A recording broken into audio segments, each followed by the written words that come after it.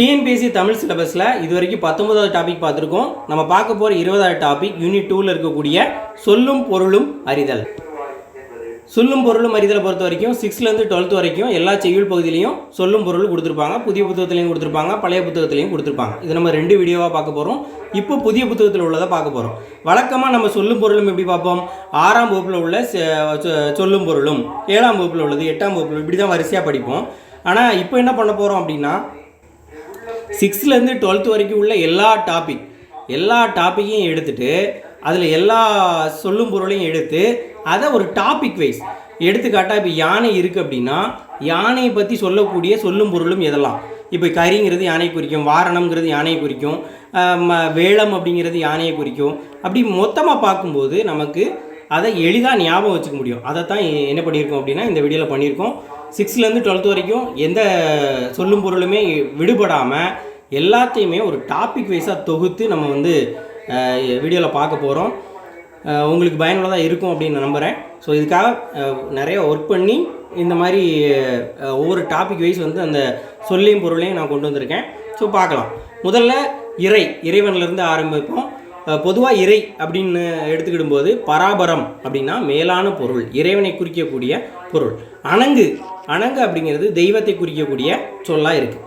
இதே மாதிரி பிரம்மனை குறிக்கக்கூடிய சொல் என்ன அப்படின்னா அயன் அப்படிங்கிறது பிரம்மனை குறிக்கக்கூடிய சொல். சூர்யா படத்தில் அயன்னு ஒரு படம் இருக்கும். அது ஒரு படைப்பாளர், ஒரு பிரம்மன் அப்படிங்கிற பொருளில் வருது. பிரம்மாக்கள் அப்படிங்கிற பிரம்மனுடைய முக்கியமான வேலை என்ன அப்படின்னா அந்த எதற்காக கடவுளாக அறியப்படுறார் அப்படின்னா அவர் ஒரு படைப்பின் கடவுளாக அறியப்படுறாரு. அதனால் அது பிரம்மாக்கள் அப்படிங்கிறது படைப்பாளர்கள் அப்படிங்கிற பொருளில் வரும். சிவபெருமான ஆலமர் செல்வன் அப்படிங்கிற பொருளில் குறிப்பிட்டிருக்காங்க. ஆலமர் செல்வன் அப்படின்னா சிவபெருமான், இறைவன் அப்படின்னு பொருள். அடுத்ததாக திருமால், ராமர், அவருக்குரிய பொருளெல்லாம் பார்க்கலாம். நாரணன், திருமால் அப்படின்னு பொருள் வருது. நாராயணா அப்படின்லாம் நம்ம சொல்லுவோம். நாரணன் அப்படின்னு சொல்லப்படுறது யாரை குறிக்கும் அப்படின்னா திருமாலை குறிக்கும். சுடர் ஆழியான், சுடர் விடக்கூடிய, சுடர்னா ஒளி விடக்கூடிய, ஒளி அப்படின்னு பொருள். ஆழிங்கிறது இதில் எதை குறிக்கிறது அப்படின்னா சக்கரத்தை குறிக்கிறது. அப்போ சுடர்னா ஒளி, ஆடினா ஒளி விடக்கூடிய சக்கரத்தை உடைய ஆழியான், ஒரு ஆளை குறிக்கிறது. யார்? அந்த சுடர் ஆழியான் அப்படிங்கிறவர் யார் அப்படின்னா திருமால். அடுத்து மால். இந்த திருக்கு பதிலாக மால் மட்டும் சொன்னாலும் அது யாரை குறிக்கிறது? திருமாலுடைய இன்னொரு பேராக இருக்கக்கூடிய விஷ்ணுவை குறிக்கக்கூடியது. அமலன், அனகன், இந்த ஏல ஆரம்பிக்கக்கூடிய 2 பேரும் யாரை குறிக்கிறது அப்படின்னா ராமனை குறிக்கிறது. ராமர் தெய்வத்தை குறிக்கிறது. அடுத்து இறை வழிபாட்டு சம்பந்தமான பொருள். ஏவல் அப்படின்னா தொண்டு அப்படின்னு பொருள். இறைவனுக்கு செய்யக்கூடிய தொண்டு. பணி அப்படின்னாலும் தொண்டு அப்படின்னு பொருள். அதே மாதிரி நற்றவம், நல்ல ஒரு தவம், பெரும் தவம், இறைவனுக்கு புரியக்கூடிய ஒரு தவம். விரதம் இருக்கிறது அப்படின்னா நோன்பு இருக்கிறது. விரதம் இருக்கிறதுனா நோன்பு. ஒவ்வொரு மதத்துலேயும் ஒவ்வொரு மாதிரி சொல்லுவாங்க. அதை நோன்பு அப்படின்னு பொதுவாக சொல்லுவாங்க. இறைஞ்சினர் அப்படின்னா இறைவனை வணங்கினர் அப்படின்னு பொருள்.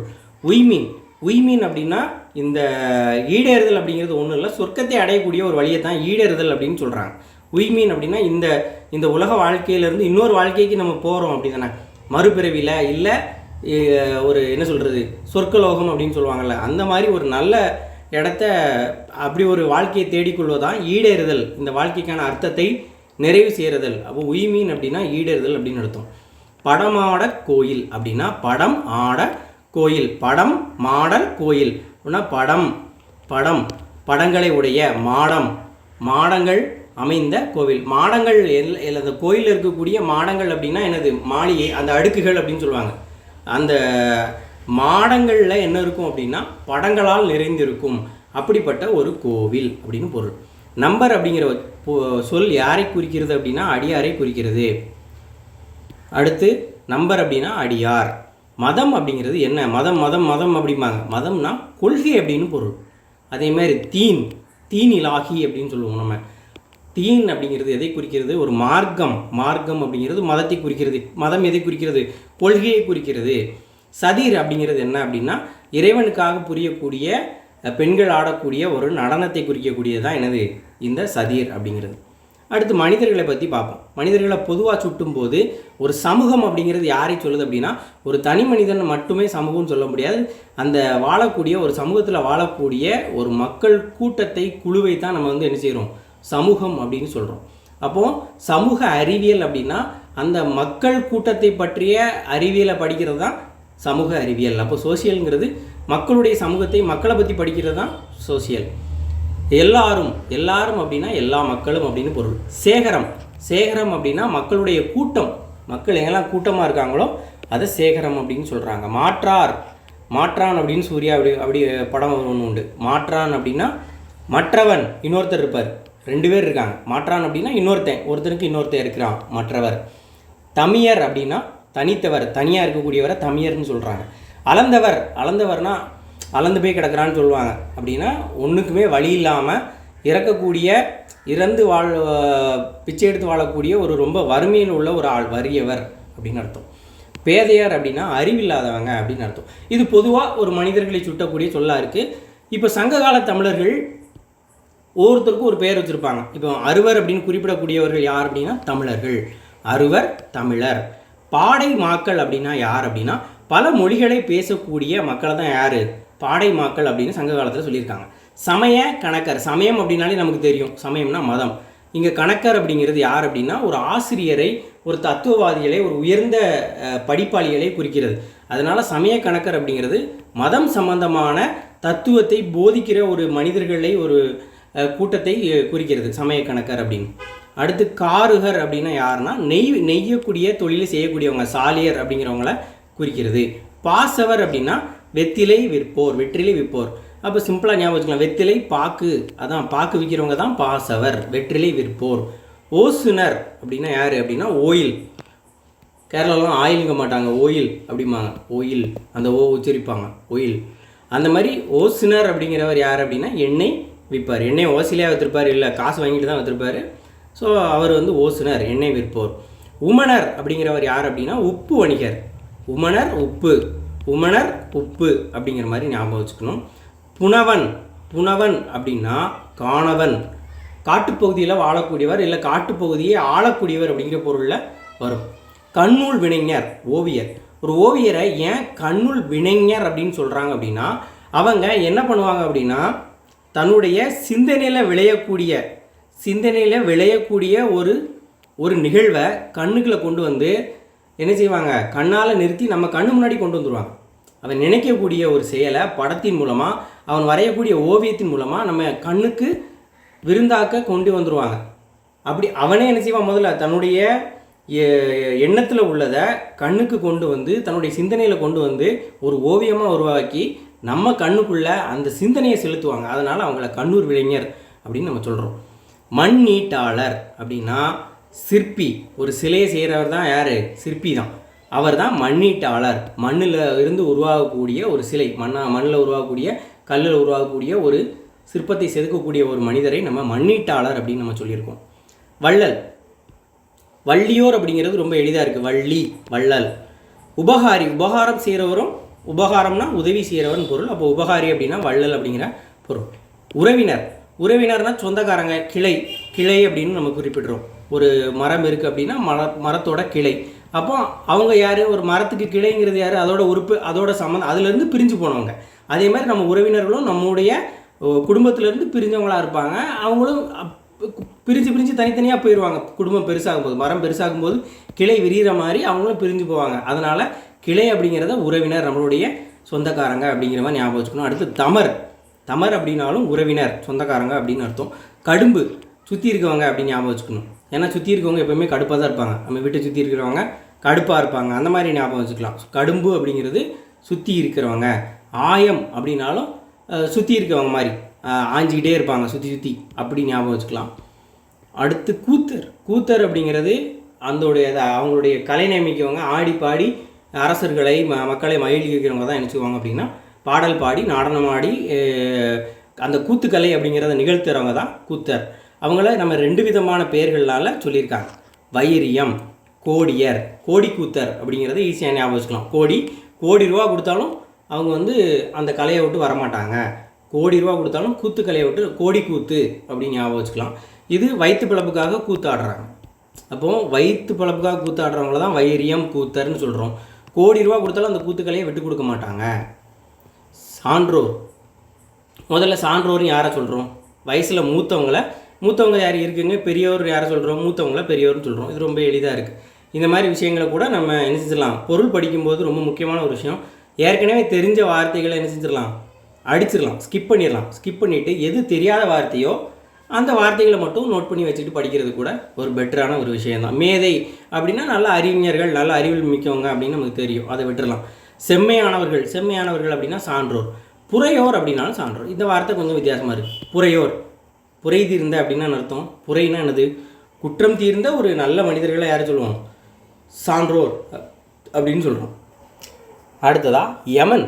யமன் இந்த இன்னு வந்துடுது, காலன். நமன் வந்துச்சுன்னா யமன். யமன்டா நமன்டா அப்படின்னு சொல்கிறாங்களே, யமன் நமன். யமன் நமன். நம்மளை கூட்டிகிட்டு போகிற ஒரு ஆள் தான் யார், யமன். நமக்கு யமன், நமக்கு யமன் அப்படின்னு ஞாபகம் வச்சுக்கலாம்.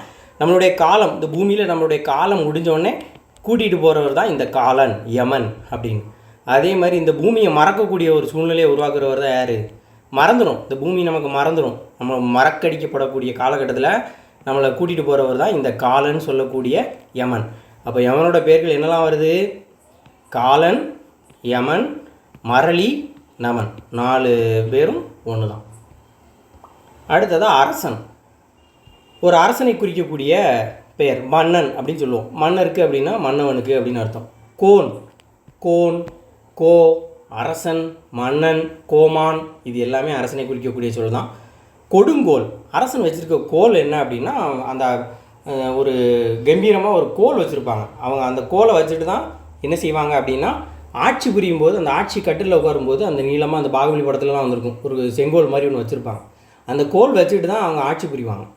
ஆனால் அந்த கோல் எதை குறிக்கிறது அப்படின்னா, அவங்களோட ஆட்சியுடைய தன்மையை குறிக்கிறது. அந்த ஆட்சியுடைய தன்மையை தான் அந்த கோலை விளக்கமாக சொல்லுவாங்க. ஒரு எடுத்துக்காட்டுக்கு செங்கோல் அப்படிங்கிறது, ஒரு அரசன் செங்கோல் புரிந்து ஆட்சி புரிந்தான் அப்படின்னா செம்மையான ஒரு ஆட்சி, சிறப்பான ஆட்சி புரிந்தான்னு அர்த்தம். கொடுங்கோல் அப்படின்னா அந்த கோல் வளைந்திருக்கிறது அப்படிங்கிறது அர்த்தம் அல்ல, அந்த மன்னனுடைய அரசாட்சி சரியில்லை, கொடுமையானதாக வளைந்திருக்கதாக இருக்கிறது அப்படின்னு அர்த்தம். அப்போ கொடுங்கோல் அப்படின்னா வளைந்த கோல் அப்படின்னு பொருள். ஆனால் இன்டைரக்டாக உண்மையான பொருள் என்ன அப்படின்னா, அந்த அரசனுடைய ஆட்சி ரொம்ப மோசமான ஒரு சூழ்நிலையில் இருக்குது அப்படின்னு அர்த்தம்.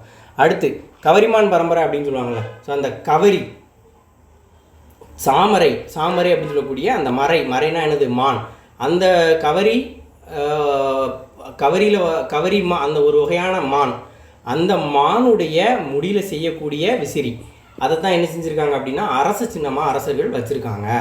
அப்போ அரச சின்னம் அந்த கவரி மாவுடைய முடியில் செஞ்ச விசிறியில் தான் அரச சின்னம் இருக்குது. அதை வச்சு தான் என்ன செய்வாங்க, அந்த வீசுவாங்கள்ல அதை மாதிரி, அதுதான் விசிறி. அடுத்து இலைப்பூங்கோதை. இலைப்பூங்கோதை அப்படிங்கிறது என்ன அப்படின்னா, அரசன் அணிந்துள்ள ஒரு பச்சை மாலையை தான் என்ன செய்கிறாங்க அப்படின்னா பூங்கோதை, இலை பூங்கோதை அப்படின்னு சொல்கிறாங்க. அது அரசனுடைய மாலை. ஸோ இந்த மாதிரி இதெல்லாம் புதுசாக இருக்குது. ஸோ இதெல்லாம் கவனமாக படிச்சுக்கணும். மீனவன். இருக்கிற மன்னர்கள்லேயே மீனவன் அப்படின்னா யார், மீன் சின்னத்தை பொறித்த மன்னன் யார், நமக்கு மன்னர்கள் யார், சேர சோழ பாண்டியர்கள். அதில் மீன் சின்னத்தை உடையவர் யார், பாண்டிய மன்னன். அவ்வளோதான், ரொம்ப எளிது. வாயிலோலை அப்படின்னா வாயில் காக்கக்கூடிய, வாயில் காப்பான். அப்போ அதிலே அர்த்தம் இருக்குது. வாயிலோலை அப்படின்னா வாயில் காக்கக்கூடிய ஒரு வாயில் காப்பாளன். பெண்களை பற்றி குறிக்கக்கூடிய சொற்கள். மின்னாள், மின்னாளை அப்படின்னா மின்னலை போன்றவள். மின் ஆளை அப்படின்னா மின்னலை மாதிரி இருக்கிறா அப்படின்னு அர்த்தம். மின்னாள் அப்படின்னா ஒளிரவே மாட்டாள், மின்ன மாட்டாள் அப்படின்னு சொல்கிறது தான் என்னது, மின்னாள். மின்னாள் அப்படிங்கிறது மின்னலை போன்றவள்னு அர்த்தம். இந்த வார்த்தையில் மின்னாள் அப்படிங்கிறது என்ன அர்த்தம், படிக்கலைன்னா அந்த மின்னலை மாதிரி மின்ன மாட்டாள், ஒளிர மாட்டாள் அப்படிங்கிற பொருள். அடுத்து கொடி. தமிழ் இலக்கியங்களில் பெண்களை நிறைய இடங்களில் இந்த கொடி அப்படிங்கிறதுக்கு உண்மையாக சொல்லியிருப்பாங்க. கொடியனார் அப்படின்னா ஒரு மகளிரை குறிக்கக்கூடிய ஒரு சொல். மட நல்லார். இந்த மட அப்படிங்கிறது பெண்களை குறிக்கக்கூடிய ஒரு சொல். இளமை பெருந்திய, இளமையாக இருக்கக்கூடிய ஒரு பெண்களை மடக்கொடி, யாரையோ நீ மடக்கொடி அப்படிம்பாங்க, மடக்கொடி, மட நல்லார். இந்த மாதிரி அந்த பெண்களை, இளம் பெண்களை குறிக்கக்கூடிய ஒரு சொல்லாக இந்த மட அப்படிங்கிற வார்த்தை பயன்படுத்தப்பட்டிருக்கு. மட நல்லார் அப்படின்னா இளமையான பெண்களை குறிக்கக்கூடிய ஒரு வார்த்தையாக இருந்திருக்கு. தலைக்கோல். தலைக்கோல் அறிவைன்னு ஒரு பட்டம் உண்டு. இது யார் வாங்கியிருப்பா அப்படின்னா மாதவி வாங்கியிருப்பாங்க. சிலப்பதிகாரத்தில் மாதவி வாங்கியிருப்பாங்க. நாடக கணியர் பெறக்கூடிய ஒரு பட்டம். இப்போ வைரமுத்துலாம் நம்ம இது வாங்குறாருல, ஞானபீடம் வாங்கியிருக்காருல, அது மாதிரி அது இலக்கியத்துக்காக கொடுக்கக்கூடிய மிக உயர்ந்த ஒரு இது. அந்த மாதிரி நாடக கணியர் அவங்களுக்கு மட்டுமே கொடுக்கக்கூடிய ஒரு உயர்ந்த அங்கீகாரம் தான் இந்த தலைக்கோல் அறிவை அப்படிங்கிறது. அது நாடக கணியர் மட்டும் பெறக்கூடிய பட்டம். அந்த பட்டம் பெற்றிருந்தவர் யார் அப்படின்னா மாதவி. அடுத்து தோரிய மகளிர். தோரிய மகளிர் அப்படின்னா யார் அப்படின்னா, மகளிர்னால் நமக்கு தெரியாது, பெண்கள். தோரிய மகளிர் அப்படின்னா ஆடல், சிறப்பான ஆடலில் தேர்ந்திருந்த பெண்களை தான் என்ன சொல்கிறோம், தோரிய மகளிர். அடுத்து உறவு சம்பந்தமான பொருள். கணவன், கொழுநன் குடி அப்படிம்பாங்க. இப்போ குடினா நமக்கு தெரியும், அவங்க வாழக்கூடிய இடம் வீடு அப்படின்னு. கொழுநன் அப்படின்னா கொழுந்தன் கிடையாது. கொழுநன் அப்படின்னா தமிழ் இலக்கியங்களில் கணவனை கொழுநன் அப்படின்னு குறிப்பிட்டிருப்பாங்க, கொழு நன் அப்படின்னு குறிப்பிட்டிருப்பாங்க. வதுவை அப்படின்னா திருமணத்துக்கு ஒரு வயது வந்தோடனே திருமணம் பண்ணியிருப்பாங்க அப்படின்னு ஞாபகம் வச்சுக்கலாம். வதுவை, வது அப்படின்னா வயது வந்தவுடனே, வயது வந்தால் துவைச்சிருவாங்க, திருமணம் பண்ணி துவைக்க விட்டுருவாங்க அப்படின்னு ஞாபகம் வச்சுக்கோங்க. குழந்தை, மழலை அப்படின்னா குழந்தை, ரொம்ப எளிதான ஒரு சொல் தான். அடுத்து மகளை குறிக்கிறது. அதான் அந்த மட அப்படிங்கிற வார்த்தை பொதுவாக இளம் பெண்களை குறிக்கக்கூடிய ஒரு வார்த்தை, இளமையை குறிக்கக்கூடியதாக இருக்குது. மட மகள் அப்படின்னா இள மகள், இளமையான மகளை மடமகள் அப்படின்னு சொல்கிறாங்க. அடுத்து தம்பி, இளவல். இளவல் அப்படின்னா என்னுடைய இளையவன், என்னுடைய தம்பி அப்படிங்கிற பொருள். அடுத்து உடலை பொறுத்து குறிக்கக்கூடிய சொற்கள். மேனி, நமக்கு ரொம்ப தெரிஞ்ச வார்த்தை மேனி. மேனினா உடல்னு தெரியும். யாக்கை, நம்ம யார், வள்ளலார் அதிகமாக பயன்படுத்தக்கூடிய வார்த்தை யாக்கை, உடம்பு. ஸோ அடுத்து ஜீவன் அப்படின்னா உயிர், அது தெரியுது. அடுத்து மண் உயிர், இந்த உலகத்தில் நிலை பெற்றுள்ள உயிர் தொகுதி. அடுத்து பிராண ரசம். பிராண ரசம், இந்த பிராணம் அப்படின்னா உயிர் வாழக்கூடிய அந்த உயிர். ரசம், அந்த உயிர் வாழ்கிறதுக்கு தேவையான ரசம்ங்கிறது என்ன, உயிர் வழி, காற்றை தான் என்ன சொல்கிறாரு பாரதியார், பிராண ரசம் அப்படின்னு சொல்கிறாரு. சித்தம் அப்படின்னா என்னோட சித்தம் அப்படின்னா என்னுடைய உள்ளம் என்ன சொல்லுதோ அதான் என்னுடைய சித்தம். முடி அப்படின்னா முடிசூடினான் அப்படின்னா தலையில் அவன் என்ன செய்வான், அந்த கிரீடத்தை வைப்பான். முடி அப்படிங்கிறது மணிமுடி அப்படின்னா தலையில் அணியக்கூடிய அந்த கிரீடத்தை தான் என்ன சொல்லுவாங்க. முடிங்கிறத தலையை அந்த இடத்துக்கு ஏற்ற மாதிரி முடிங்கிறது தலையில் இருக்கக்கூடிய முடியை குறிக்கும். அந்த இடத்துல சில இடங்களில் அது தலையே குறிக்கக்கூடியது. தலைக்கு ஒன்று கொடு அப்படிம்பாங்க. அப்படின்னா தலைக்கா, அந்த தலையை வைத்திருக்கக்கூடிய ஆளுக்கு ஒன்று கொடு, அந்த மாதிரி ஆகு பேர். அதே மாதிரி இப்போ இந்த முடிங்கிறது தலையாக கருதப்படுகிறது. சிரம் அப்படின்னா தலை அப்படிங்கிறது. அடுத்து வாழ்லுளை அப்படின்னா வெண்மையான தலையாட்டம். இது என்னன்னா ஒரு வெள்ளையான தலையை உடைய ஒரு குதிரை இருக்குது. ஒரு குதிரை, வெள்ளை குதிரையோடைய வெள்ளை பிடரி அப்படின்னு சொல்லல. அந்த மாதிரி வாளுளை அப்படிங்கிறது யாரை குறிக்கிறது அப்படின்னா அந்த குதிரையை குறிக்கிறது. அந்த குதிரையில் வெண்மையான தலையை உடைய அந்த குதிரையோடைய ஆட்டத்தை தான் வாளுளை அப்படின்னு சொல்கிறாங்க. வால் அப்படிங்கிறது எதை குறிக்கிறது, குதிரையுடைய வாளை குறிக்கிறது. அந்த வெண்மையான பிடரி மேரை உடைய அந்த குதிரையோடைய ஆட்டம் தான் அந்த தலையை ஆடக்கூடிய அந்த செயலை தான் வாளுளை அப்படின்னு சொல்கிறாங்க. அடுத்து புரிகுழல் அப்படின்னா கூந்தல் சுருண்டு இருக்கக்கூடிய ஒரு அழகான கூந்தலை தான் என்ன சொல்கிறாங்க அப்படின்னா குழல். அப்படின்னா நம்ம குழல் அப்படிங்கிறது கூந்தல், புரி அப்படின்னா சுருண்டு இருக்கக்கூடிய ஒரு கூந்தல். அடுத்து முச்சி அப்படிங்கிறது என்ன சொல்லுவோம், உச்சி முகந்தான் அப்படின்னு சொல்லுவோம், அப்படி தானே. அப்போ தலை உச்சி கொண்டை, அதைத்தான் நம்ம என்ன சொல்கிறோம், உச்சி அப்படின்னு சொல்கிறோம். மனிதனுடைய உச்சி அப்படிங்கிறது அவனுடைய தலை உச்சி இருக்கக்கூடிய அந்த கொண்டை பகுதி தான். அடுத்து நெத்தி அப்படிங்கிறது என்ன சொல்கிறாங்க, அந்த பாடலுக்கு ஏற்ற மாதிரி நெத்திங்கிறது உச்சி அப்படிங்கிறதுக்கு ஓமையாக சொல்லியிருப்பாங்க. கவுள், திரை கவுள், சுருங்குகின்ற கன்னம் அப்படின்லாம் நம்ம படிச்சிருப்போம். கவுள் அப்படின்னா என்னது, கன்னத்துக்கு தமிழில் கவுள் அப்படின்னு சொல்லியிருக்காங்க. அடுத்து சுவல், புயம்ங்கிறது தோல் படிச்சிருப்போம். அதே மாதிரி சுவர் மாதிரி இருக்கும் தோல், ரொம்ப வலிமையாக இருக்கும், சுவர் மாதிரி, அதான் சுவல். தோல் எப்படி இருக்கும், ரொம்ப உடம்புலேயே ரொம்ப ஒரு வலிமையான பகுதியாக தோல் தான் கன்சிடர் பண்ணுறோம். அப்போ அந்த சுவல் அப்படிங்கிறது சுவருக்கு ஈக்குவலாக இருக்கும் அப்படின்னு ஞாபகம் வச்சுக்கோங்க. கை துரும் அப்படின்னா கையில் கொடுத்திருந்தது அப்படின்னு அர்த்தம். விரல், ஆடவருடைய கைப்பெருவிரலை பொதுவாக இந்த இடத்துல விரல் அப்படின்னு சொல்லியிருக்காங்க. அடுத்து பண்டி வயிறு. அடுத்து இந்த 3 ஈன்ற வயிறு அப்படின்னா பெற்று எடுத்த, ஈன்றல் அப்படின்னா ஈன்றால் பசி காண்பால் ஆயினும் செய்யற்க சான்றோர் பழிக்கும் வினைன்னு சொல்லுவாங்க. ஈன்ற அப்படின்னா பெற்று எடுத்த அப்படின்னு பொருள். வயிறு அப்படின்னா வயிறு. இப்போ இந்த 2 எப்படி ஞாபகம் வச்சுக்கலாம், கும்பி வயிறு நிறையா பண்டிகைகள் சாப்பாடு போட்டால் நினச்சிவான் கும்பிடுவான். ஸோ வயிறு தான், வயிறு சாப்பாடு அளவுக்கு மீறி சாப்பிட்டா நினச்சி வயிறு நம்மளை கும்பிடும். போதுண்டா சாமி, அளவுக்கு அதிகமாக உள்ளே திணிக்காத அப்படின்னு. சாப்பாடு இல்லைன்னு நினச்சிவோம் கும்பிடும். எனக்கு தயவு செஞ்சு சாப்பாடு கூடு. நமக்கு சாப்பாடு இல்லை, பசியில் இருக்கும்போது யாராவது சாப்பாடு கொடுத்தாங்கன்னு நினச்சிவோம் கும்பிடுவோம். அடுத்து பண்டிகையில் கும்பிட்டுட்டு நினச்சிவோம் சாப்பிடுவோம். பண்டி வயிறு, பண்டினா என்னது வயிறு பன்னு மாதிரி இருக்கும் அப்படின்னு ஞாபகம் வச்சுக்கோங்க. இப்போல்லாம் எல்லாருக்குமே பன் மாதிரி தான் வயிறு இருக்குது. வயிறுக்கு சாப்பாடு நினச்சோம் கும்பிட்டுட்டு வயிறு சாப்பிடுவோம் அப்படின்னு ஞாபகம் வச்சுக்கோங்க. அடுத்து மா. மா அப்படின்னா நிறைய பொருள் இருக்குது. மானா பெரிய, வண்டு, விலங்கு, திருமகள் நிறைய இருக்குது. அதில் விலங்கு அப்படிங்கிறதும் ஒன்று. குருளை அப்படிங்கிறது சிங்கக்குருளை, சிங்கத்துடைய குட்டியை என்ன சொல்லுவோம் குருளை அப்படின்னு சொல்லுவோம். அதே மாதிரி குட்டி அப்படின்னு பொருள். குருளை அப்படிங்கிறதோட பொருள் என்ன அப்படின்னு கேட்டாங்கன்னா குட்டி அப்படின்னு நம்ம சொல்லலாம். அடுத்து குதிரை. புது புத்தகத்தில் வந்து கம்மியாக தான் இருக்குது இந்த குதிரையை ஆணையலாம். பழைய புத்தகத்தில் எக்கச்சக்கமான இடங்களில் நிறைய பொருள் இருக்கும். பரி அப்படிங்கிறது குதிரையை குறிக்கக்கூடிய சொல் நமக்கு தெரிஞ்சது. அடுத்து யானைக்கு போயிருவோமா. யானை. கரி அப்படிங்கிறது யானையை குறிக்கக்கூடிய சொல். வாரணம் யானை குறிக்கக்கூடிய சொல். வேளம் அப்படிங்கிறது யானையை குறிக்கக்கூடியது. மத வேளம்னா மத யானை அப்படின்னு பொருள். அரசு உவா. அப்போ உவாங்கிறது யாரை குறிக்கக்கூடிய சொல் யானை குறிக்க சொல். அரசுனா அரசாங்கத்தில் ஒரு அரச யானைன்னு ஒரு யானை வச்சுருப்பாங்க, அரசனுடைய யானை. அது என்னது பட்டத்து யானை. பிடிங்கிறது பெண் யானையை குறிக்கும். வேளம் அப்படிங்கிறது ஆண் யானையை குறிக்கும். வேளம் அப்படிங்கிறது ஆண் யானை, பிடி அப்படிங்கிறது பெண் யானை, வேளம் அப்படிங்கிறது ஆண் யானை. அடுத்து கரி குருத்து. கருமையான குருத்து அப்படின்னா, குருத்து அப்படிங்கிறது யானை தந்தத்தை குறிக்கக்கூடிய ஒரு வார்த்தையாக இருக்குது.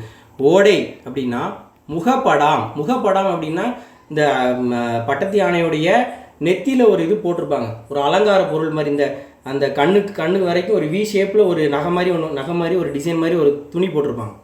அதைத்தான் முகத்தை மறைக்கக்கூடிய அந்த முகப்படாம் ஓடை அப்படின்னு குறிப்பிடப்படுது. அடுத்து எருமை. எருமைக்கு என்னெல்லாம் பேர்? மேதி, பகடு. பகடு எருமை கடான்னு சொல்லலாம், எருது, ரெண்டும் ஒன்று தானே. ஒரு இடத்துல பகடுன்னு இருக்குது, ஒரு இடத்துல எருமை கடான் இருக்குது, எருதுன்னு இருக்குது. அப்போது இன்னும் நண்பர்களுக்கு எருமை மாடு அப்படின்னு சொல்லாமல் மேதின்னு சொல்லலாம். மேதி, பகடு அப்படின்னு சொல்லிக்கலாம். அடுத்து மறுப்பு அப்படிங்கிறது கொம்பு. இது வந்து யானை மறுப்பு அப்படின்னு கூட கொடுத்துருப்பாங்க. அது யானையுடைய கொம்பாக இருக்கக்கூடிய அந்த தந்தத்தை குறிக்கும். இந்த இதில் நம்ம முத்தொள்ளாயிரத்தில் என்ன செஞ்சுருப்பாங்க, பழைய புத்தகத்தில் மறுப்பு அப்படிங்கிறது இருக்கும். இந்த இடத்துல இது வந்து யானையுடைய மறுப்பு, எருமையுடைய மறுப்பு அப்படின்னு கொடுத்துருப்பாங்க. அப்போ எருமையுடைய மறுப்பு அப்படிங்கிறது எருமையுடைய கொம்பை குறிக்கும். யானையுடைய மறுப்பு அப்படிங்கிறது யானைக்கு கொம்பு என்னது யானையுடைய தந்தம். அப்போ மறுப்பு அப்படிங்கிறது கொம்பை குறிக்கக்கூடிய ஒரு சொல் தான். ஞாய். ஞமலி. ஞமலி அப்படின்னா நாய். நாய் நம்ம எவ்வளோ படிச்சிருக்கோம். ஆனால் நாய்க்கு தமிழில் ஞமலின்னு ஒரு பேர் இருக்கிறது. நம்ம ஸ்கூல் புக் படித்தா தான் நமக்கு தெரியும். அடுத்ததான் மான். உளைமான் அப்படிங்கிறது ஒரு வகையான மான். பாம்பு அப்படிங்கிறது நச் அரவம். அரவம் அப்படின்னா என்னது பாம்பு. நச்சு அரவம் அப்படின்னா நச்சு உடைய, அதாவது விஷம் அப்படிங்கிறத தமிழில் எப்படி எழுதுவோம், விஷம்னு எழுத மாட்டோம். ஷேக்கு இடத்துக்கு மேலே என்ன எழுதலாம், டேன் எழுதிக்கலாம். அதனால் விடம் உள்ள பாம்பு. நச்சு உள்ள அரவம். நச்சுனா விஷம், அரவம் அப்படின்னா பாம்பு, நச்சு அரவம் அப்படின்னாலும் பாம்பு. மாசுனம் அப்படின்னாலும் பாம்பு. அடுத்து வண்டு. மா அப்படின்னா நிறைய பொருள் இருக்குது, அதில் வண்டு ஒன்று. அதேமாதிரி சுரும்பு. சுரும்பை கரும்பு ஞாபகம் வச்சுக்கணும். கரும்பும் கருப்பு கலரில் இருக்கும், வண்டும் கருப்பு கலரில் இருக்கும். கரும்பு, சுரும்பு, வண்டு. தும்பி. தும்பி ஒரு வகை வண்டு. தும்பினாலும் என்ன செய்யணும், ஒரு வண்டு. தும்முனா என்ன செஞ்சிடும், அந்த வண்டு ஓடிடும். ஆரளி. மொய்க்கின்ற வண்டு. அழி. இந்த அழிங்கிறது எதை குறிக்கக்கூடியது, வண்டை குடிக்கக்கூடியது. ஆர்ப்பரிக்கக்கூடிய ஒரு வண்டு. மொய்க்கின்ற சதங்குல அதுதான் அழி அப்படின்னு சொல்கிறாங்க. இந்த ஆறுங்கிறது அந்த சவுண்டு, மொய்க்கக்கூடிய அந்த சவுண்டை குறிக்கக்கூடியது. அழிங்கிறது என்னது, வண்டை குறிக்கக்கூடியது. இங்கேயும் பாருங்கள், அழியுலாம் அப்படிங்கிறது, அழிங்கிறது எதை குறிக்கிறது, வண்டை குறிக்கக்கூடியது. இழாம் அப்படிங்கிறது இந்த மொய்க்கக்கூடிய செயலை குறிக்கக்கூடியது. அடுத்து புழு.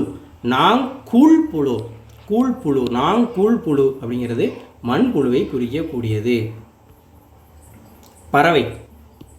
பொதுவாக பறவைகளுடைய குஞ்சுகளை தான், என்ன பறவை இனங்களில் தான் பார்ப்பு, அதோட குட்டிகளை பார்ப்பு அப்படின்னு சொல்லுவாங்க.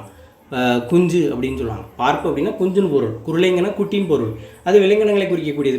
பெரும்பாலும் பார்ப்புங்கிறது நீர்வாழ் உயிரினங்களையும் சொல்கிறாங்க, பறவைகளுடைய இதுகளையும் பார்ப்பு அப்படின்னு சொல்கிறாங்க. பார்ப்பு அப்படின்னா பறவையோட குஞ்சுகளாக இல்லை நீர்வாழ் விலங்குடைய குஞ்சுகளாகவும் இருக்குது. அடுத்து சிறை. சிறகினை விரித்து சிறகு அப்படிங்கிறது தான் சிறை. சிறை அப்படிங்கிறது சிறகு அல்லது இறகு. பறவையுடைய சிறை அப்படின்னா பறவைகளுடைய இறகுன்னு அர்த்தம். அடுத்து பூவை. பூவை அப்படிங்கிறது நாகனவாய் பறவையை குறிக்கக்கூடியதாக இருக்குது. உளம் அப்படிங்கிறது உள்ளான் அப்படிங்கிற ஒரு பறவை. தழலை தட்டை அப்படின்னா பறவைகளை தட்டி விடக்கூடிய ஒரு கருவி. பறவைகளை ஓட்டுறது கருவிலாம் அந்த காலத்தில் வச்சுருந்துருக்காங்க. அதுக்கு பேர் தான் என்னது? தழலை தட்டை. அடுத்து இயற்கை. உலகம் நம்ம ரொம்ப அடித்து துவைச்ச சப்ஜெக்டாக இருக்கும். சின்ன வயசுலேருந்து படிப்போம். மேதினி உலகம், பார் உலகம், தாரணி உலகம், தரணி உலகம், தாரணி உலகம், வையகம் உலகம், மண்டலம் அப்படின்னா உலகம், புடவி அப்படின்னா உலகம், படி அப்படின்னா இறைவனுடைய படி தான் இந்த உலகம். நீள் உலகம். நீள் அப்படின்னா நீண்ட பறந்து விரிந்த உலகம்னு அர்த்தம். நலந்தலை உலகம் அப்படின்னா அகன்ற உலகம். இதுக்கு ஒரு தடவை எதிர்ச்சொல் கேட்டிருந்தான். எதிர்ச்சொல் கேட்டுட்டு என்ன செஞ்சிருந்தான்? ஆப்ஷன் ஏல அகன்ற உலகம் அப்படின்னு கொடுத்துட்டு ஆப்ஷன் பியில் குறுகிய உலகம் இந்த மாதிரி கொடுத்துருந்தாங்க. அப்போது நம்ம படிச்சிருப்போம் நலந்தலை உலகம் அப்படின்னா அகன்ற உலகம் அப்படின்னு. அப்போ டக்குன்னு அதை எதிர்ச்சொல்னு பார்க்காம நினைஞ்சிட்டாங்க நிறைய பேர் அடிக்க தான் செய்வாங்க. அதான் இயல்பு.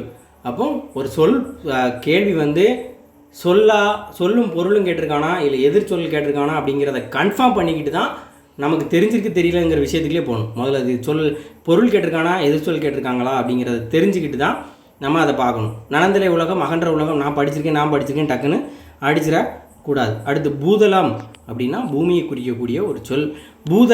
பூதர்ங்கிறது பூதங்களை, ஐம்பூதகம். இந்த உலகம் வந்து ஐம்பூதங்களால் ஆனதுன்னு சொன்னது எந்த நூல்? தொல்காப்பியம்.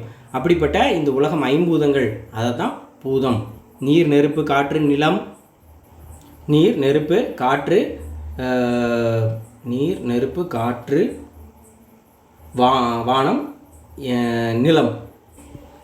அடுத்த சூரியனை பற்றி சொல்லக்கூடியது. பரிதி அப்படின்னா கதிரவன். ரவி கதிரவன். அண்ட யோனி அப்படின்னாலும் கதிரவன். அடுத்து இந்த கதிர்ச்சுடர் அப்படின்னா கதிர் அப்படின்னா சூரியன் நமக்கு தெரியும், கதிரவன் அப்படின்னு தெரியும். சுடர் அப்படின்னா ஒளி வெளிச்சம் அப்படின்னு பொருள். அடுத்து வெய்ய அப்படின்னா ரொம்ப வெப்ப கதிரை வீசக்கூடியது அப்படின்னு பொருள். என்று ஊழ் அப்படின்னா சூரியனுடைய வெப்பம் அப்படின்னு பொருள். எல் அப்படின்னா பகலை குறிக்கக்கூடியதாக இருக்குது. இருள்னா இரவு, எல்னா பகல். ஏற்பாடு அப்படின்னு நம்ம சொல்லுவோம். ஏற்பாடு அப்படின்னு என்னது? கூட்டல் பாடு. கூட்டல் பாடை தான் ஏற்பாடு அப்படின்னு சொல்கிறோம். ஏற்பாடுனா சூரியன் மறையக்கூடிய நேரம். அப்போ எல்ங்கிறது பகலையும் குறிக்கும், சூரியனை குறிக்கக்கூடிய ஒரு வார்த்தையாகவும் அப்படிங்கிறது இருக்குது. அடுத்து நிலவு. திங்கள் நிலவு, மதியம் நிலவு. உவா அப்படின்னா அமாவாசை. உவா அப்படின்னா அமாவாசை, வெளிச்சமே தெரியாது, உவான்ட்டு போக வேண்டியதான். அடுத்து உடுபதி அப்படின்னா சந்திரன். சந்திரன் அதுவும் நிலவை குறிக்கக்கூடிய ஒரு சொல்லாக தான் இருக்குது. அடுத்து வானம். விண்ணா வானம், விசும்புனா வானம், மின்னல் வரினா மின்னல் கோடு. அடுத்து மேகம். முகில் மேகம் தெரியும், புயல் மேகம். கொன்மு அப்படின்னா மேகம், எழிலி மேகம். முகில். அப்படின்னா என்னது? கருமையான மேகங்களே உடையது. முகில் மலை மேகங்களே உடையது அப்படின்னு அர்த்தம். முகில்னா மேகம், நம்ம இங்கே படித்ததான் முகில் மேகம். தொகை அப்படின்னா கூட்டம். அடுத்து மலை. மலை தான் படிச்சிருக்கோம். வசி அப்படின்னாலும் வசீகரமான மழையை குறிக்கிறது. மழை பெஞ்சால் தான் நம்மளால் வசிக்க முடியும். வசிக்கணும், நம்ம உயிர் வாழணும், வசிக்கணும் இந்த உலகத்தில் அப்படின்னா மழை தேவை. தன் அப்படின்னா குளிர்ச்சின்னு அர்த்தம். பெயல் அப்படின்னா மழை. புது அப்படின்னா புதுன்னு அர்த்தம். பெயல்னா மழை. அடுத்து மலை. மலையை குறிக்கும். வெறுப்பு. ஏம வெறுப்பன்ப கைலாய வெறுப்பன்ப அப்படின்னு பழைய புத்தகத்தில் நம்ம படிச்சிருப்போம். அந்த வெறுப்பு அப்படிங்கிறது மலையை குறிக்கக்கூடிய ஒரு சொல். கோடு அதுவும் மலையை குறிக்கக்கூடிய சொல். வரை அதுவும் மலையை குறிக்கக்கூடிய சொல். இப்போ அடுத்த சொல்லே பாருங்கள், வந்து மால் வரைன்னு கொடுத்துருப்பாங்க. வரைனா நமக்கு மலைன்னு தெரியும். மால் அப்படிங்கிறது பெரிய. அப்படின்னா பெரிய அப்படின்னு அர்த்தம். பெரிய மலை. கவா அப்படின்னா மலை பகுதியில் பக்கம், மலைக்கு பக்கத்தில் இருக்கக்கூடிய பகுதியை கவா அப்படின்னு சொல்லியிருக்காங்க. மாடு அப்படின்னாலும் பக்கம் அப்படிங்கிற பொருளில் வருது. பொற்கோட்டு அப்படின்னா பொன் கோடுங்கிறது நம்ம பார்த்துட்டோம். என்னது? கோடுனா மலை. அப்போ பொன் கோடு அப்படின்னா மலையுடைய பொன் போன்ற மலையுடைய உச்சியில். கோடுங்கிறது அந்த இடத்துல கொம்பு. கோடுனா மலைன்னு பொருள் வரும், கோடுனா கொம்புங்கிற பேரில் வரும், கோடுனா உச்சிங்கிற பேரில் வரும். இது எல்லாமே அதுதான் குறிக்கும். பொன்கோட்டு அப்படின்னா பொன்மயமான மலையுடைய உச்சி. சிமயம் அப்படின்னா மலையுடைய உச்சின்னு அர்த்தம். விடர அப்படின்னா மலையுடைய வெடிப்பை விடர அப்படின்னு சொல்கிறாங்க. முளை அப்படின்னா மலை குகையை சொல்கிறாங்க. பிலம் அப்படின்னாலும் மலை குகையை சொல்கிறாங்க. கல் அலை அப்படின்னா கல் குகை. அலை அப்படின்னா புற்றை மட்டும் குறிக்கக்கூடியது இல்லை, குகையை குறிக்கக்கூடிய ஒரு சொல்லாகவும் இருக்குது. கழுகாசலம், சலம் அப்படிங்கிறது மலையை குறிக்கக்கூடிய ஒரு சொல். கழுகாசலம் அப்படின்னா கழுகு மலை. அடுத்து மேரு அப்படின்னா இமயமலை குறிக்கக்கூடிய சொல். பரம்பு அப்படின்னா பாரி ஆண்ட பரம்பு மலை குறிக்கக்கூடிய ஒரு சொல். வளமலை அப்படின்னா வளமான மலை அப்படின்னு சொல்லுவோம். இது என்ன அப்படின்னா அந்த காலத்தில் அந்த கடையல் வளல்களில் மலைநாடு அப்படிங்கிற பகுதியாக இருந்திருக்கு. இன்றைக்கி அதை நம்ம பழனி மலை அப்படின்னு சொல்கிறோம். மால் வரை, வரை அப்படின்னா என்னது? வரைனா மலை, மால் அப்படின்னா பெரிய அப்படின்னு அர்த்தம். பெரிய மலை, கரிய மலை அப்படிங்கிற பேரும் அதுக்கு இருக்குது. குறும்பொறை, குறும்பொறைங்கிறது ஒரு சிறு குன்று. மலையுடைய சின்ன மலையை தான் என்ன சொல்லுவோம்? குன்று அப்படின்னு சொல்கிறோம். நீர்நிலைகள், முதல்ல கடலை பற்றி பார்ப்போம். கடல், கடல்னா என்ன? அலைகளை கொண்ட உப்பு நீர் பெரும் பரப்பை தான் என்ன சொல்கிறோம்? கடல் அப்படின்னு சொல்கிறோம். உறவு நீர் அப்படின்னு சொல்லுவாங்க. உறவு நீர்னால் பெரிய நீர்ப்பரப்பு. இந்த உலகத்தில் நீர்ப்பரப்பில் பெரிய நீர்ப்பரப்பை கொண்ட ஒரு நீர்நிலையை நம்ம என்ன சொல்லுவோம்? கடல் அப்படின்னு சொல்லுவோம். அப்போ இந்த பெருநீர் பரப்புக்கு பதிலாக கடல் அப்படின்னு கொடுத்துருந்தாலும் அது உறவு நீர். உறவு நீர் அப்படிங்கிறதுக்கு பொருள் என்ன அப்படின்னா கடல் தான். ஆழினா கடல் தான், முன்னீர் அப்படின்னா கடல் தான். இதெல்லாம் நம்ம படிச்சிருக்கோம். இங்கே வித்தியாசமான 2 சொற்கள் இருக்குது. உததி, வாரிதி, இதுவும் கடலை குறிக்கக்கூடிய சொற்கள் தான். அடுத்து முன்னீர் மடு. முன்னீர் அப்படின்னாலும் கடல். இங்கே முன்னீர் மாடுங்கிறது கடலாகிய நீர்நிலை அப்படிங்கிறது குறிக்கும். ஆழிப்பெருக்கு, ஆழிங்கிறது கடலை குறிக்கக்கூடிய ஒரு சொல். பெருக்கு அப்படின்னா என்னது? அது பெருக்கி வெளியில் வரக்கூடிய அந்த கோள், கடற்கோள் அப்படின்னு சொல்லுவோம்ல, கடல் பொங்கி வரக்கூடிய சுனாமி மாதிரியான ஒரு செயலை தான் சொல்லுவோம் கடல் கோள். அழிவு அந்த அது பெருகி வெள்ளமாக வர்றது அழிவு ஏற்படுத்துகிறதா என்ன சொல்லுவோம்? கடல் கோள் அப்படின்னு சொல்லுவோம். அடுத்து நாம நீர். நாம நீர் அப்படிங்கிறது என்னதுன்னா அச்சம் தரக்கூடிய ஒரு நீர். அதுதான் என்னது? கடல். கடலுக்கு நடுவில் போகும்போது நமக்கு வேறு எதுலேயும் எந்த நீரை விட கடல் நீருக்கு தான் நம்ம அதிகமாக பயப்படுவோம். அதான் அச்சம் தரக்கூடிய ஒரு பெரிய அலைகளை உடைய கடல் அப்படின்னு பொருள். மாக்கடல், மானாலே பெருசுன்னு அர்த்தம். கடல்னா மாக்கடல் அப்படின்னா பெரிய கடல் அப்படின்னு அர்த்தம். நளிர் கடல், நளிர் அப்படின்னா குளிரை குறிக்கக்கூடிய ஒரு சொல். நளிர் குளிர், கடல் குளிர்ந்த கடல். கோடு உயர்ந்த, கோடுங்கிறது நிறைய இடத்துல நிறைய வார்த்தையை குறிக்கும். கோடுனா கொம்புன்னு பொருள், கோடுனா மலைன்னு பொருள், கோடுனா கரைன்னு பொருள். அப்போ இந்த இடத்துல கோடு உயர்ந்த அப்படின்னா கரை உயர்ந்தன்னு அர்த்தம். ஜலராசி, ஜலம் அப்படின்னா நீர், கடலை குறிக்கக்கூடிய சொல். இப்போது ராசி அப்படின்னா அதில் வாழக்கூடிய ஜீவராசிகள் அப்படின்னு சொல்லுவோம். அப்போ கடலில் வாழக்கூடிய ஜீவராசிகள் அப்படின்னா கடலில் வாழக்கூடிய உயிரினங்கள், மீன் போன்ற உயிரினங்கள். களி அப்படின்னா உப்பங்களி, கடற்கரை ஓரங்களில் அமைக்கப்படக்கூடிய உப்பங்களி. அடுத்து மலை நீர், மலையில் இருக்கக்கூடிய நீர். கனகச்சுனை அப்படின்னா பொதுவாக சுனைங்கிறது மலையுடைய மலைப்பகுதிகளில் தேங்கி இருக்கக்கூடிய நீர், ஏதாவது ஒரு இடத்துல பள்ளம் மாதிரி இருக்கும். அந்த மாதிரி சுனையை தான் என்ன சொல்லுவாங்க? அந்த மாதிரி பகுதியை தான் சுனை அப்படின்னு சொல்லுவாங்க. கனகம் அப்படிங்கிறது பொன் அப்படின்னு பொருள். அப்போ கனகச்சுனை அப்படின்னா பொன் மாதிரியான அப்படி ஜொலிக்கக்கூடிய ஒரு வண்ண நீர்நிலை அப்படின்னு சொல்கிறாங்க. இது ஒரு உருவகமாக சொல்லியிருக்காங்க.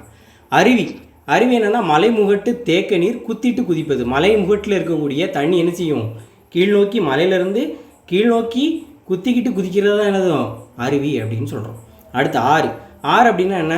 2 கரைக்கு இடையே தேங்கி நிற்காது, ஓடிக்கிட்டே இருக்கும். அப்படிப்பட்டதை தான் என்ன சொல்கிறோம்? ஆறு அப்படின்னு சொல்கிறோம். துருத்தி அப்படிங்கிறது ஆற்றிடை குறை. 2 ஆறு இருக்குது அப்படின்னா திடீர்னு ஏதோ ஒரு இடத்துல அது பிரேக் ஆகி மழை ஒரு காலகட்டத்தில் அது என்னவா செய்யும் அப்படின்னா ஆறுகள் ஒரு மணல் திட்டை உருவாக்கும்.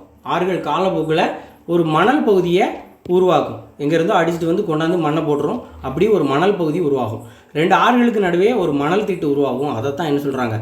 ஆற்றிடை குறை, குறையான ஒரு பகுதி, அதை தான் மணல் திட்டு அப்படின்னு சொல்கிறோம். ஒரு நிலம் மாதிரி ஆயிரும் அது. அடுத்து கயம். கயம் அப்படின்னு பொதுவாக நீர்நிலை குறித்தாலும் அது பொதுவாக ஒரு குளமோ இல்லது ஏரியே குறிக்கக்கூடிய சொல்லாது. குளமுக்கும் ஏரிக்கான வித்தியாசம் அப்படின்னா குளம்ங்கிறது சிறிய ஒரு நீர்நிலையாக இருக்கும், ஏரிங்கிறது அளவில் பெரிய ஒரு நீர்நிலையாக இருக்கும். வாவி அப்படின்னா பொய்கை, இதுவும் ஊரில் இருக்கக்கூடிய ஒரு குளத்தை குறிக்கக்கூடிய ஒரு வார்த்தை தான். வாவினா தாமரை தடாகம், வாவினா பொய்கை, வாவி தரங்கம் அப்படின்னா இங்கே கொடுத்துருக்காங்க பாருங்கள். இப்போ வாவிங்கிறதுக்கு குளம் அப்படிங்கிறத கொடுத்துருக்காங்க. வாவினா பொய்கை, வாவினா தாமரை தடாகம், வாவினா குளம். தரங்கம் அப்படின்னா வாவித்தரங்கம், குளத்தில் ஒரு பெரிய குளத்தில் ஏற்படக்கூடிய அந்த தண்ணி அசைஞ்சு வரும்போது ஏற்படக்கூடிய ஒரு அலை. கோடு, கோடுக்கு நிறைய பொருள் இருக்குது, நம்ம பார்த்துருக்கோம். கோடுனா கொம்பு, கோடுனா கரை, கோடுனா மலை, கோடுனா குளக்கரை, கரை.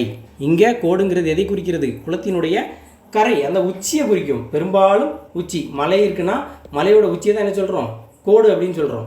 அதே மாதிரி ஒரு குளம் இருக்குது அப்படின்னா தனியாக இருக்குது, குளத்துடைய அந்த கரை பகுதியில் மேலே உச்சி பகுதியை தான் என்ன செய்கிறோம்? கோடுங்கிறோம். அதே மாதிரி ஒரு மாடு இருக்குன்னா மாடோட தலையில் உச்சி பகுதி என்னது? கொம்பு. அப்போ கோடுனாலே உச்சி பகுதி அப்படின்னு நம்ம ஞாபகம் வச்சுக்கிட்டாலே எது கேட்டாலும் நம்மளால் ஆன்சர் பண்ண முடியும். அடுத்து குண்டு அப்படின்னு சொல்கிறாங்க. குண்டுங்கிறது என்ன? ஒரு குளிக்கக்கூடிய சின்ன குளத்தை தான் நினைச்சிடும் குண்டு அப்படின்னு சொல்கிறோம். மனுஷங்களை குண்டுன்னு சொல்லக்கூடாது, குளிக்கக்கூடிய ஒரு சிறு குளத்தை தான் நினைச்சிடும் குண்டு அப்படின்னு சொல்லணும். புனல், குளம். புனல் அப்படிங்கிறது என்னது? நீரை குறிக்கக்கூடிய சொல். ஆனால் நம்ம புன்செய், வன்செய், புன்செய் அப்படின்னு சொல்லுவோம், நன்செய் அப்படின்னு சொல்லுவோம். நன்செய்னா நீர் வரத்து வரக்கூடியது. ஆனால் புன்செய், புன்செய் அப்படிங்கிறது என்னது? நீர் வரத்து இல்லாமல் இருக்கக்கூடிய ஒரு நிலத்தை தான் புன்செய்ன்னு சொல்லுவோம். அதே மாதிரி புனல், குளம் அப்படிங்கிறது என்ன அப்படின்னா மழையின்றி மழை நீரை, புனல் அப்படின்னு சொல்லக்கூடியது மழை நீர், அந்த மழை நீரை நம்பி தான் இருக்கும். அப்படி அமைந்த ஒரு நீர்நிலை தான் என்னது? புனர்குணம், புனர்குளம். அதாவது மழை பெய்யும் போது மட்டும்தான் தண்ணி வருமே தவிர மற்றபடி வேறு எங்கேயோ ஒரு ஆற்றுல இருந்தோ ஏதோ ஒரு பகுதியிலேருந்து இங்கே தண்ணி வர்றதுக்கு வாய்ப்பே, ஊர்த்து எடுத்து தண்ணி வர்றதுக்கோ வாய்ப்பே கிடையாது. மழை பெய்யும் ஒரு குளம் இருக்குது, மழை பெய்யும்போது மட்டும் நிறையும், அதை மட்டும்தான் நம்ம என்ன சொல்கிறோம்? புனர்குளம் அப்படின்னு சொல்கிறோம். அடுத்து குண்டம், குண்டு, குண்டம். இது ரெண்டுமே எதை குறிக்கிறது? தமிழில் சிறியதாக அமைந்த ஒரு குளிக்கக்கூடிய நீர்நிலையை தான் என்ன செய்கிறோம்? குண்டம், குண்டுன்னு சொல்கிறோம். இலஞ்சி, பல வகைக்கும் பயன்படக்கூடிய ஒரு நீர் தேக்கத்தை தான் என்ன செய்கிறோம்? இலஞ்சி அப்படின்னு சொல்லுவோம். இலஞ்சிங்கிற ஊர் வந்து தென்காசி மாவட்டத்தில் இருக்குது. பொதுவாக இலஞ்சிங்கிறது என்ன சொல்லுவாங்க? பல நன்னீர் குளங்கள் அமைந்த ஒரு ஊரை தான் என்ன செய்வாங்க? இலஞ்சி அப்படின்னு சொல்லுவாங்க. இலக்கியங்கள் அப்படி குறிப்பிடப்பட்டிருக்கு. நன்னீர் குளங்கள் சுற்றி இருக்கக்கூடிய ஒரு ஊர் இருக்குது. அந்த ஊர்னால் அந்த ஊரை சுற்றிலுமே என்ன இருக்குது அப்படின்னா நன்னீர் குளங்கள் இருந்தால் அந்த பகுதி என்ன சொல்லுவாங்க? இலஞ்சி அப்படின்னு சொல்லுவாங்க. ஊருணி, ஊருணினா மக்கள் பருகக்கூடிய தங்களுடைய தேவைக்கு நீர் எடுத்துகிட்டு போகக்கூடிய கிராமங்களில் இருக்கக்கூடிய ஊர் பயன்படுத்தக்கூடிய அந்த நீர்நிலையத்தான் ஊருணி அப்படின்னு சொல்லுவாங்க.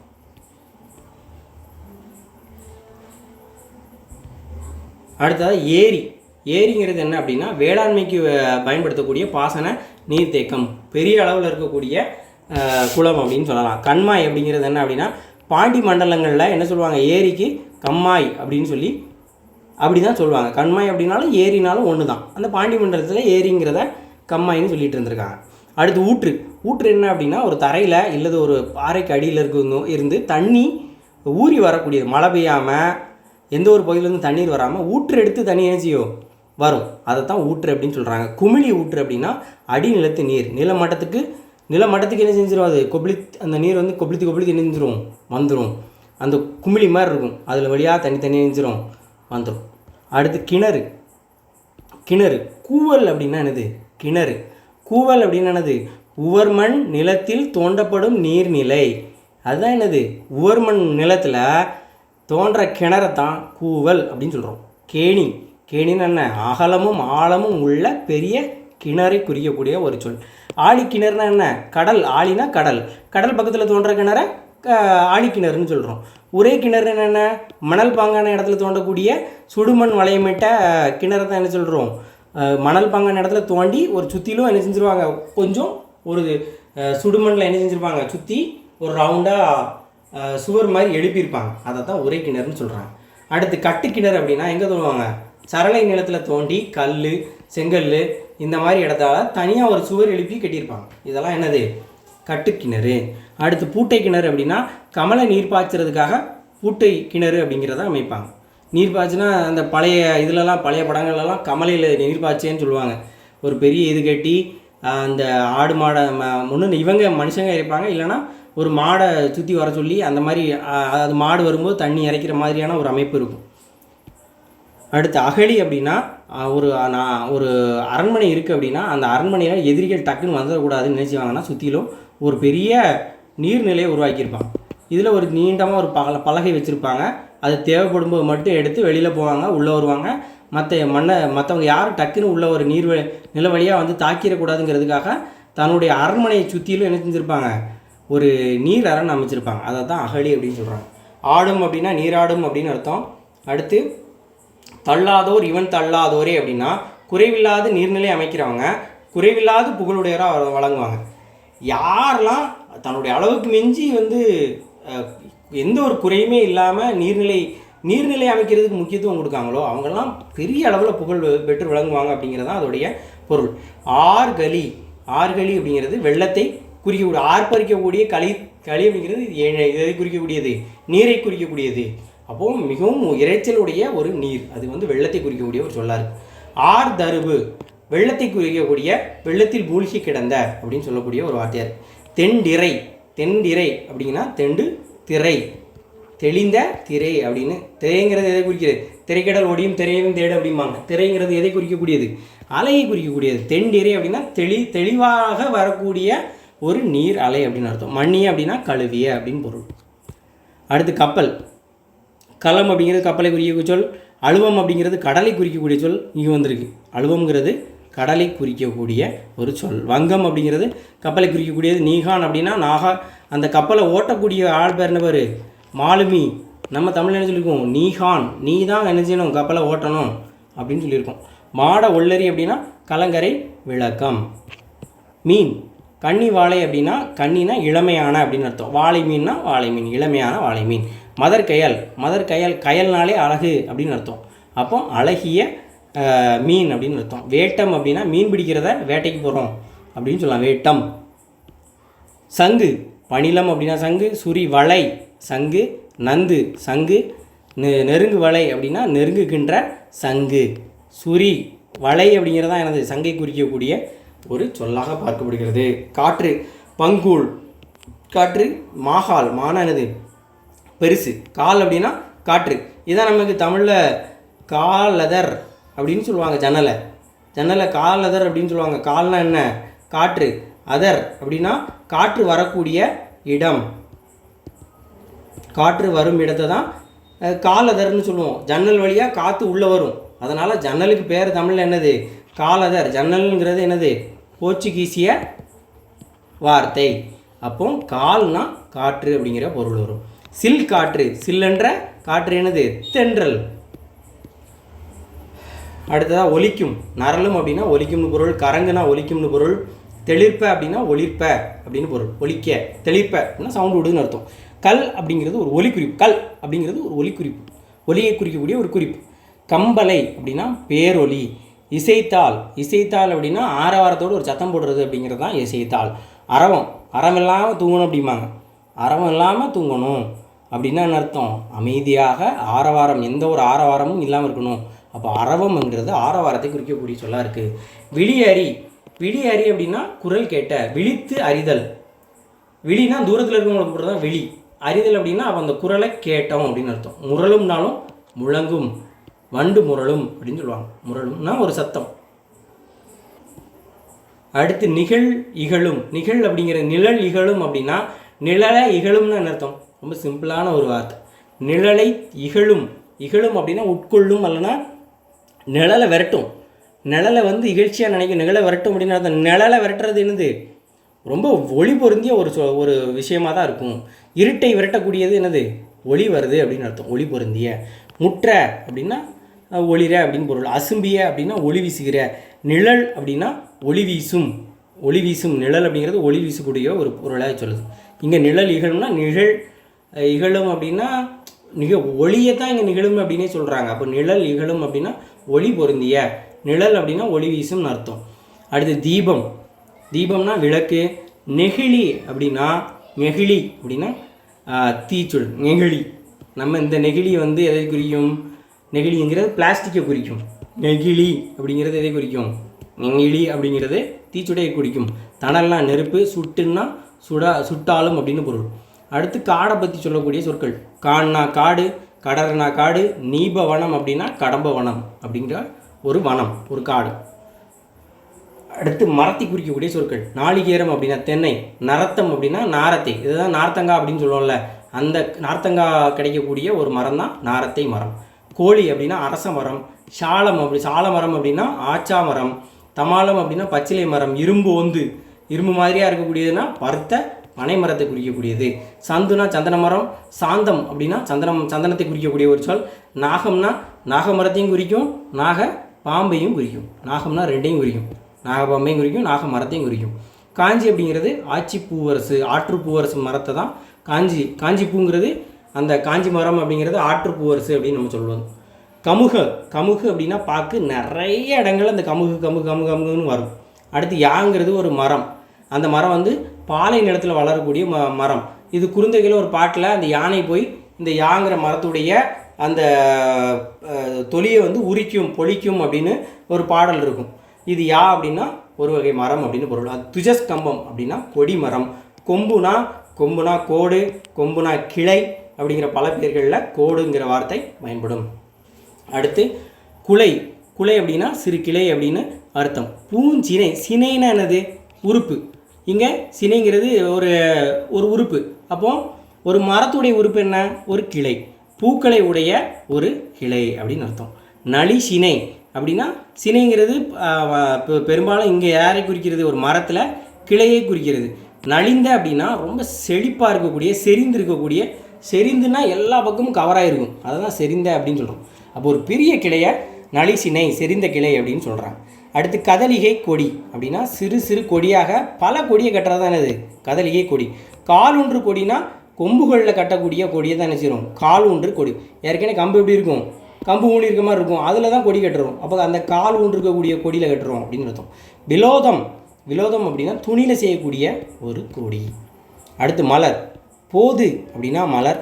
துணர் அப்படின்னா துணர் மலர், மணர் துளர் அப்படின்னு ஞாபகம் வச்சுக்கோங்க. நறுவி, நறுமணமுடைய, வீனாலே மலரை குடிக்கக்கூடிய ஒரு சொல் தான் வி. அப்போது நறுவினா நறுமணமிக்க மலர். ஏன்னா மலருடைய 7 பருவங்களில் இந்த வீங்கிறதும் ஒன்று உண்டு. உவமணி அப்படின்னா மணக்கக்கூடிய ஒரு மலர். கொங்குனா மகரந்தம், மலருடைய அந்த மகரந்தத்தை குறிக்கக்கூடியது. பூம்பராகம் அப்படின்னா பூவில் இருக்கக்கூடிய மகரந்தத்தை குறிக்கக்கூடியது. போதுனா மொட்டு, போதுனா மலர் அப்படின்னு சொல்லுவோம். மலருடைய ஒரு பருவங்களில் தான் என்னது? இந்த மொட்டு அப்படிங்கிறது உருவாகுது, அதை போது அப்படின்னு சொல்கிறோம். மலர்ந்து அலர் அப்படிங்கிறதும் மலருடைய 7 நிலைகளில் ஒன்று. மலர்தல் அப்படின்னு பொருள். சூழ்னா கரு அப்படின்னு பொருள். நந்தவனம் பூஞ்சோலை குறிக்கக்கூடியது. கானா சோலை. அதே மாதிரி அப்படின்னா அரண், கானா சோலை. அரும்பு அப்படின்னா மலர் முட்டு விடுறது தான் அரும்பு அப்படின்னு சொல்கிறோம். அடுத்து மலர் செய்யக்கூடிய மாலைகள். தாமம் அப்படிங்கிறது மாலையை குறிக்கும். தாருங்கிறது மாலையை குறிக்கும். படலைங்கிறது மாலையை குறிக்கக்கூடும். கன்னி அப்படிங்கிறது தலையில் சூடக்கூடிய மாலையை கன்னி அப்படின்னு சொல்கிறாங்க. அடுத்து அந்த 2 அடிகளில் தொகுத்து பாடக்கூடிய பாடலையும் கன்னின்னு சொல்லுவாங்க. மறை அப்படின்னா தாமரை. மறைங்கிறது 2 பொருட்களில் வரும். மறைங்கிறது தாமரை குறிக்கக்கூடியதாக வரும், மறைங்கிறது மானை குறிக்கக்கூடிய சொல்லாகவும் வரும். அடுத்து காயா, கொன்றை, நெய்தல், முல்லை, தளவம், பிடவம் இது எல்லாமே மழைக்கால மலர்கள். கேட்கலாம், இந்த 4 இதையும் பொருந்தாதை கண்டறிக அப்படின்னு சொல்லிட்டு இதில் ஒரு 3ஐயும் வெயில் காலத்தில் இல்லை வேறு ஒரு காலத்தில் வரக்கூடிய மலரையும் கொடுத்து கேட்கலாம். அப்போ காயா, கொன்றை, நெய்தல், முல்லை. குறிஞ்சி முல்லை, மருதம், நெய்தல் பாலையில் முல்லையும் நெய்தலும் மட்டும்தான் இருக்குது. தளவம், பிடவம். அடுத்து நிலம் பற்றி சொல்லக்கூடிய சொற்கள். நிலன் அப்படின்னா அந்த ஈறு மட்டும்தான் மாறி இருக்கு. நிலம் ரெண்டும் ஒன்று தான். அசும்பு அப்படின்னாலும் நிலம்தான். அசும்பு அப்படின்னா நிலம். விசும்பு அப்படின்னா என்னது? வானம். வைப்பு அப்படின்னா நிலப்பகுதி. நன்சை அப்படின்னா என்னென்னா நிறைய நீர்வளம் இருக்கும், அதனால தான் என்னென்னது அந்த மாதிரி நிலத்தில் விளையக்கூடிய பயிர்கள் விளையும். அதை தான் அந்த மாதிரி நிலத்தை தான் என்ன செய்வோம்? நீர்வளம் நிறைய இருந்துச்சுன்னா, செழிப்பாக இருக்குன்னா அது நன்சை. புன்செய்னா மழையை நம்பி தான் இருக்கும். நீர்வளம் எப்படி இருக்கும்? குறைந்த அளவில் தான் இருக்கும். அப்படிப்பட்ட நிலத்தை தான் என்ன செய்கிறோம்? புன்செய்ன்னு சொல்கிறோம். புன்புலம்னாலும் அதே தான். புன்செய்னாலும் புன்புலம் அப்படின்னாலும் புல்லிய நிலம்ங்கிறது மழையை மட்டும் நம்பி இருக்கக்கூடிய குறைந்த நீர்வளம் உடைய நிலத்தை தான் வந்து புன்புலம் அப்படின்னு சொல்கிறோம். கலர் நிலம் அப்படின்னா பண்படுத்தப்படாத ஒரு நிலத்தை தான் என்ன செய்கிறோம்? கலர் நிலம். கல்வி இல்லாத பெண்கள் வந்து கலர் நிலம் அப்படின்னு சொன்னவர் யார்? பாரதிதாசன். விஸ்தாரம் அப்படிங்கிறது ரொம்ப விஸ்தாரமாக இருக்குது, இந்த ஹால் ரொம்ப விஸ்தாரமாக இருக்குது அப்படின்னா ரொம்ப விஸ்தரிக்கிறது அப்படின்னு சொன்னாலே பெரிய விரிவாக்குறது, பெரிய அப்படின்னு அர்த்தம். ஸோ பெரிய பரப்பை தான் விஸ்தாரம்னு சொல்கிறோம். வறந்திருந்த அப்படின்னா வறட்சியாக இருக்கிறது அப்படின்னு அர்த்தம். படிக்குறை அப்படின்னா நிலத்தில் விழ அப்படின்னு அர்த்தம். சீரிய துளி அப்படின்னா நுண்ணிய ஒரு மணல் அப்படின்னு அர்த்தம். பரல் அப்படின்னா கல்லை குறிக்கக்கூடிய ஒரு சொல். அடுத்து ஒரு மாகாணி இந்த மதராசப்பட்டினத்தில் கூட ஒரு பாட்டு வரும், ஒரு மாகாணி மாகாணி இருமாகாணி அரைக்கா அப்படின்லாம் வரும். ஸோ இந்த மா அப்படிங்கிறதெல்லாம் மா காணி அதெல்லாம் அந்த காலத்தில் உள்ள ஒரு அளவை அளக்கக்கூடிய ஒரு சொற்கள். வாய்ப்பாடாக கூட அதை சொல்லியிருக்காங்க. மா அப்படிங்கிறது ஒரு நில அளவு. என்ன அப்படின்னா ஒரு ஏக்கர் இருக்குது அப்படின்னா அந்த ஒரு ஏக்கரில் 1/3 தான் என்னது மா. அப்போ 3 மா சேர்ந்தால் தான் என்னது ஒரு ஏக்கர். 3 மாங்கிறது ஒரு ஏக்கர். ஒரு ஏக்கர் நிலப்பரப்பை ஒரு ஏக்கர் இருக்குது அப்படின்னா அதை 1 2 3 மாவாக என்ன செஞ்சிடலாம், பிரிச்சிடலாம். அப்போது அதுதான் மா. அடுத்து அதே மாதிரி காணி அப்படிங்கிறதும் நிலை அளவை குறிக்கக்கூடிய ஒரு சொல். இதில் தான் ஒரு காணி நிலமேண்டும் பராசக்தி அப்படின்னு சொல்லிட்டு யார் படிச்சிருப்பா, பாரதியாருடைய கனவு தான் அது. பாரதியார் வந்து ஒரு வீடு இப்படி இருக்கணும், அந்த வீட்டில் வாழணும்னு ஆசைப்படுவார். இப்படி இடம் வேணும், என் வீடை சுற்றி 10-12 தென்னை மரம் வேணும், அவ்வளோ ஒரு காணி நிலம் வேணும் அப்படின்னு பாரதியார் ஒரு பாடல் எழுதியிருப்பார். காணி நிலம் அப்படிங்கிறது அந்த பாடல் வரக்கூடிய சொல் தான் இந்த காணி. காணிங்கிறது பொதுவாக ஒரு நிலத்தை இவ்வளவு நிலம் அப்படிங்கிற ஒரு நிலப்பரப்பை குறிக்கக்கூடிய சொல்லாக இருந்திருக்கு. குழி அப்படிங்கிறதும் நிலத்தை குறிக்கக்கூடிய சொல்லாக இருக்குது. சான் அப்படிங்கிறதும் நீட்டல் அளவு. எறும்பும் தன் கையால் எஞ்சான் அளவு அப்படின்னு சொல்லிட்டு யார் படிப்பா, அவையார் படிப்பாங்க. கற்றவங்களே வந்து கலைமகளே இணைஞ்சிருக்கா, இன்னும் படித்தது போதணும், இன்னும் படிச்சுக்கிட்டு இருக்கா, ஆனால் நீங்கள் ரொம்ப படிச்சிட்டோன்னு ரொம்ப பெருமைப்படாதீங்க அப்படின்னு கற்ற செருக்கில் இருக்கக்கூடியவங்கள அவர் சொல்கிறார். எறும்பும் என்ன செய்யும், தான் கையை வச்சு தன் உடம்பு அளந்து பார்த்துச்சுன்னா அதுவும் 8 சான் அளவுக்கு பெருசாக தான் இருக்கும் எறும்பு கூட. அதனால் நீ ரொம்ப படிச்சிட்டோன்னு ரொம்ப பெருமைப்படாதீங்க, நீங்கள் படிக்க வேண்டியது நிறைய இருக்குது அப்படின்னு அவங்க சொல்லுவாங்க. அப்போ ஜான் அப்படிங்கிறது நம்ம கைவிரல் அளவு எடுத்துக்கலாம். ஒரு ஜான் அப்படிங்கிறது அந்த ஜான் அப்படிங்கிறது அப்படி தான் அளப்பாங்க. நீட்டல் அளவை பெயர். மட்டுங்கிறது அளவு. களஞ்சி அப்படிங்கிறது ஒரு வகை எடை அளவு. எது பொன் அந்த மாதிரி எடையை அளக்கக்கூடியதை தங்கத்தெல்லாம் அளக்கக்கூடியது களஞ்சி அப்படின்னு சொல்லுவாங்க. ஒரு களஞ்சி அப்படிங்கிறது 8 கிராம் நினைக்கிறேன், கரெக்டாக எனக்கு தெரில. ஸோ அந்த களஞ்சிங்கிறது ஒரு எடை அளவாக தான் இருக்கும். அந்த பொதுவாக இந்த தங்கத்தை இந்த மாதிரி எடை அளக்கக்கூடியதை களஞ்சின்னு சொல்லுவாங்க. அடுத்ததான் நாடு. தேசம் அப்படிங்கிறது நாடு, தேசம்ங்கிறது நாடு, பதிங்கிறது நாடு, வட்டம் அப்படிங்கிறது ஒரு நாட்டுடைய எல்லை குறிக்கக்கூடியது, புரிசை அப்படிங்கிறது அரண்மனை மதிலை குறிக்கக்கூடியது, இஞ்சி அப்படிங்கிறது மதிலை குறிக்கக்கூடியது, கடி நகர், கடி அப்படின்னா ரொம்ப காவல் உடைய ஒரு நகரத்தை குறிக்கக்கூடியது, வருந்தலை அப்படின்னா வெறுந்தலை, வெறுமையான ஒரு இடம். காங்கேய நாடுங்கிறது கொங்கு மண்டலத்தோட 24 நாடு இருக்குது, அந்த நாட்டில் காங்கேய நாடும் ஒரு நாடு. வட ஆரி நாடுங்கிறது திருமலை அப்படிங்கிற பகுதியை குறிக்குது. தென் ஆரி நாடு தான் இது நம்மளுடைய குற்றாலம். நவத்வீபம் அப்படிங்கிறது வங்காளத்தில் இருக்கக்கூடிய ஒரு ஊர். கோட்டி அப்படின்னா மன்றம். பட்டிமன்றம்லாம் என்ன செய்வாங்க, சண்டை போடுவாங்க, கோட்டிக்கார மாதிரி சண்டை போடுறாங்க அப்படின்னு ஞாபகம் வச்சுக்கோங்க. மன்றம் அப்படின்னாலே சங்கம் அமைச்சிருப்பாங்க, மன்றம் போடுவாங்க, கோட்டி மன்றம். நியமம் அல்லனா வருத்தப்படாத வாலிபர் சங்கத்தில் அந்த மன்றத்தில் யார், கோட்டி, அவன் பேர் என்னது கோட்டி அப்படிம்பாங்க. அதனால் கோட்டி அப்படின்னா மன்றம். நியமம் அப்படின்னா அங்காடினா கடை, நியமம். போர், சமம்னாலும் போர் தான், சமர்னாலும் போர் தான். சமர் அப்படின்னா போரை குறிக்கக்கூடிய ஒரு சொல்லாக இருக்குது. கலாம்னாலும் போர் தான். அப்போது சமம், சமர், கலாம் இந்த 3 போரை குறிக்கக்கூடியது. மலைதல் அப்படிங்கிறதும் போரை குறிக்கக்கூடிய ஒரு சொல்லாக இருக்குது. சாவம் அப்படின்னா வில்லை குறிக்கக்கூடிய ஒரு சொல்லாக இருக்குது. அடுத்து வயல். கழனி, வயல், செரு வயல் படிச்சிட்டோம். பழனம் வயல். அதே மாதிரி அள்ளல் அப்படிங்கிறது சேரை குறிக்கக்கூடியது. மடைங்கிறது வயலுக்கு தண்ணீர் வரக்கூடிய மடை திருப்பி விடு அப்படின்னு சொல்லுவாங்க. அதை ஒரு பக்கத்தில் வெட்டி இன்னொரு பக்கத்தில் தண்ணி வரக்கூடியதை அடித்து உள்ளே போகக்கூடியது தான் மடை. அந்த வாய்க்கால் வழியாக, அதான் சிறு கால் அப்படிங்கிறது வாய்க்காலை குறிக்கக்கூடியது. வரம்பு அப்படின்னா வயல் வரப்பு. வித்துனா விதை, வித்தி அப்படின்னா விதைத்து, களைனா வேண்டாத செடி, தூறு அப்படின்னா புதர், புழை அப்படின்னா துளை. அதே மாதிரி நார்வை அப்படின்னா முளைப்பேன்னு அர்த்தம். போர் அப்படிங்கிறது வயலை பொறுத்த வரைக்கும் வைக்கோல் போர். நெல்லெல்லாம் இது பண்ணி அந்த வரக்கூடிய அந்த வைக்கலை ஒரு இடத்துல மொத்தமாக கெட்டி வச்சுருப்பாங்க, அதான் வைக்கோல் போர். குவியல் மாதிரி பெருசாக இருக்கும், அதுதான் வைக்கோல் போர். அடுத்து பொலி அப்படின்னா தானியத்தை குவிச்சு வச்சுருக்கக்கூடியதை பொலி அப்படின்னு குறிப்பிடுவாங்க. பைங்கூழ்னா பைங்கிறது என்னது பசுமையான, அதான் என்ன சொல்லுவோம், பைநிலம் அப்படின்னா பசுமையான நிலம். பைங்கூழ் அப்படின்னா பசுமையான கூழ்னா பயிரை குறிக்கக்கூடியது. இளங்கூழ் அப்படின்னா இளமையாக இருக்கக்கூடிய கூழ்னா பயிர். வன்கீரை வன்கிறது எதை குறிக்கிறது, வளமையை குறிக்கக்கூடிய வளமான ஒரு கீரை. மள்ளல் அப்படின்னா வளம். அடுத்து நெல். வளர் முதல் அப்படின்னா நெற்பயிர் இப்போ தான் வளர வளர்ந்து நிற்கக்கூடிய ஒரு முதல், அதுதான் என்னது நெற்பயிர். காய் நெல் அப்படின்னா விளைந்த ரொம்ப விளைஞ்ச நெல்லை தான் என்ன சொல்லுவோம் காய் நெல். அறுக்கக்கூடிய பருவத்தில் இருக்கக்கூடிய நெல்லை காய் நெல். மணி அப்படின்னா முற்றிய நெல், அதை தான் என்ன சொல்கிறோம் மணி அப்படின்னு சொல்கிறோம். மைவனம் அப்படின்னா மலை நெல்.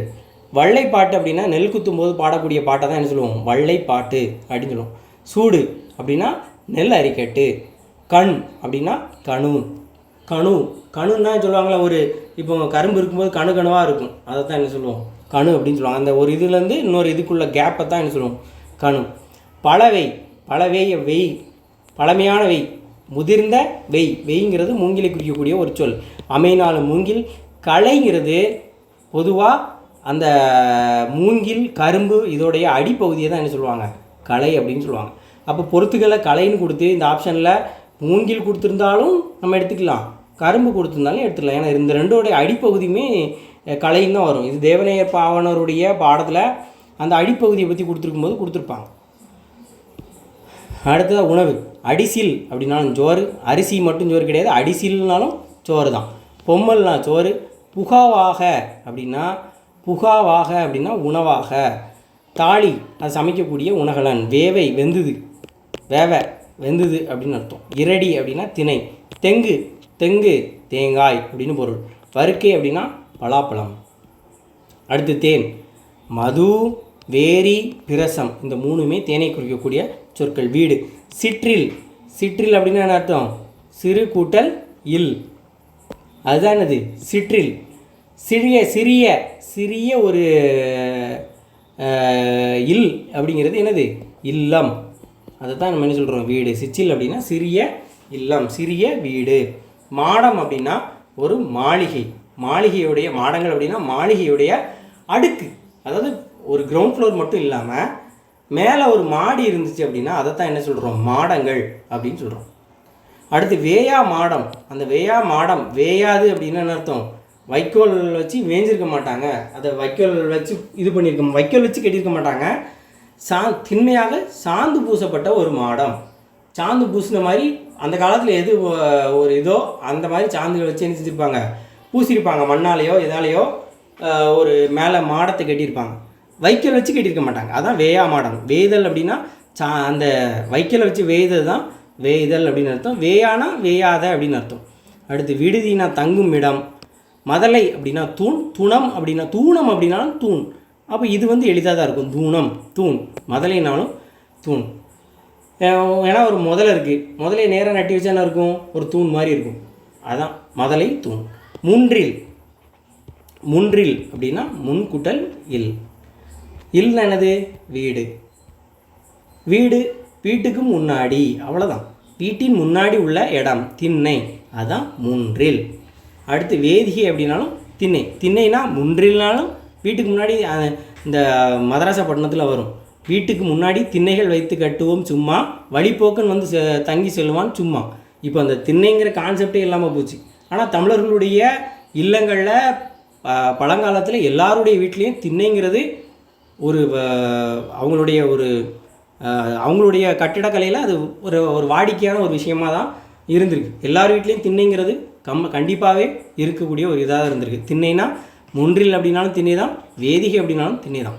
அடுத்து புலை அப்படிங்கிறது சாரளம் அப்படிங்கிறது எதை குறிக்கக்கூடியது ஜன்னல். தமிழில் ஜன்னலுக்கு 2 அற்புதமான பெயர்கள் இருக்குது. ஒன்றுனது காலதர், இன்னொன்று சாளரம். இந்த ரெண்டுமே ஜன்னல் அப்படிங்கிற பகுதி. சாளரம் அப்படிங்கிறதும் காற்று வரக்கூடிய பகுதி, காலதர் அப்படிங்கிறதும் காற்று வரக்கூடிய பகுதி ஜன்னல். அடுத்து சேக்கை அப்படின்னா படுக்கை அப்படின்னு அர்த்தம். சாடுனா பாயை குறிக்கக்கூடிய ஒரு சொல். அடுத்து விழா. விழானா மலிஞ்சு கிடக்கு அப்படின்னு அர்த்தம். அதோட நிறைய மலிவாக கிடைக்கும் அப்படின்னு அர்த்தம், நிறைய இருக்குன்னு அர்த்தம். அப்போ மலிஞ்சு இருந்துச்சு அப்படின்னா நிறையா இருந்துச்சுன்னு அர்த்தம். அப்போ இந்த விழாக்களால் நிறைந்த விழா தான் என்னது மலி விழா. நிறைய விழாக்களால் மலிந்திருந்தேன்னா ஒரு ஊரில் ஏதோ ஒரு பக்கத்தில் விழா நடந்துக்கிட்டே இருக்கும். விழாங்கிறது வருஷம் ஒருக்கா நடக்கிறதுல அடிக்கடி நடந்துக்கிட்டு இருக்கும். அப்போது ரொம்ப மலிவாக இருக்கும் அப்படின்னு அர்த்தம். அப்போ நிறைஞ்சு இருக்கும், ஏதோ ஒரு இடத்துல நடந்துக்கிட்டே இருக்கும். இந்த ஊரே விழாக்கோலமாக தான் இருக்கும் அப்படின்னு சொல்லுவாங்கள்ல, அப்படிப்பட்ட ஒரு ஊர் இருக்குது. அதை தான் என்ன சொல்கிறோம் மலி விழா. அடுத்து களி விழா. களி அப்படிங்கிறது என்னது? எழுச்சி தரக்கூடிய ஒரு விழா. களிங்கிறது மகிழ்ச்சியை குறிக்கக்கூடிய ஒரு சொல்.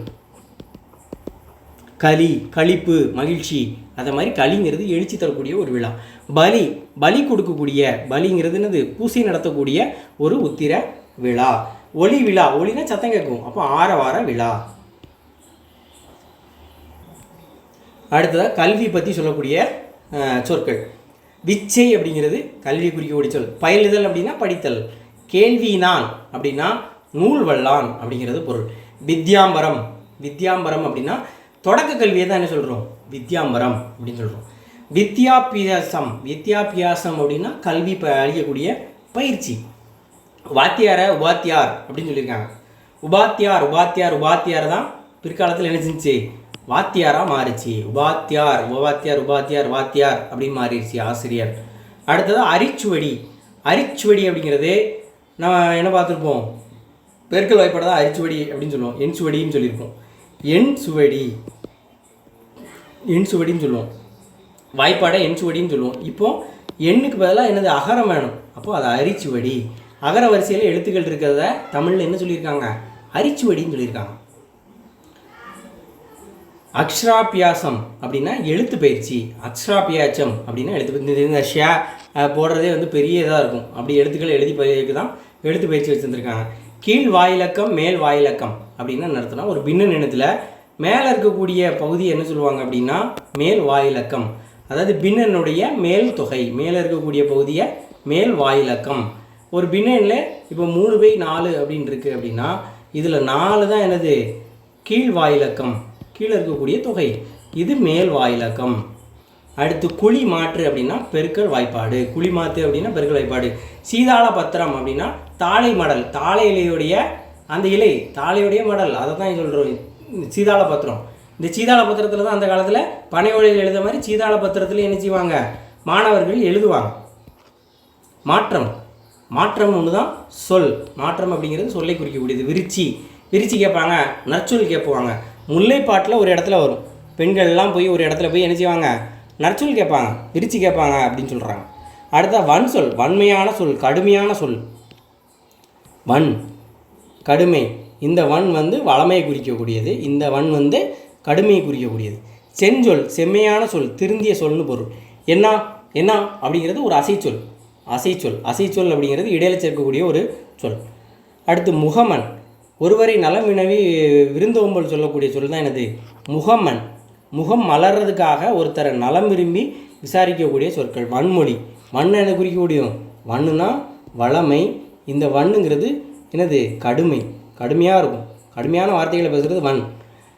இதில் வன் சொல் அப்படின்னா கெட்ட வார்த்தைன்னு அர்த்தம். இதில் வன் சொல் அப்படின்னா வளமையான சொல்லுன்னு அர்த்தம். மயங்கு மொழி, பயங்க மொழி அப்படின்னா விளங்கக்கூடிய சொற்கள். நவிழல், சொல்லல். நுவன்ற, சொல்லிய. ஓதுக, ஓதுக, ஓதுதான், ஓதினார் அப்படிம்பாங்க. ஓதினார், மந்திரம் ஓதினார்னா மந்திரம் சொன்னார் அப்படின்னு அர்த்தம். முழக்கம், ரொம்ப முழங்குதல் அப்படின்னா இப்போ சீமானெலாம் முழங்குவார் அப்படின்னு சொல்லுவாங்க. அந்த மாதிரி சாகிற மாதிரி சவுண்டாக பேசுகிறது தான் என்னது? ஊங்கி அப்படின்னு ரொம்ப சத்தமாக பக்கத்தில் இருக்கிறவங்களெல்லாம் பயங்கட்டுற மாதிரி ஒரு பேசுகிறாங்களே, அந்த கையை தூக்கி அந்த மாதிரி அதை ஓங்கி உரைத்தல் அப்படின்னு சொல்கிறது.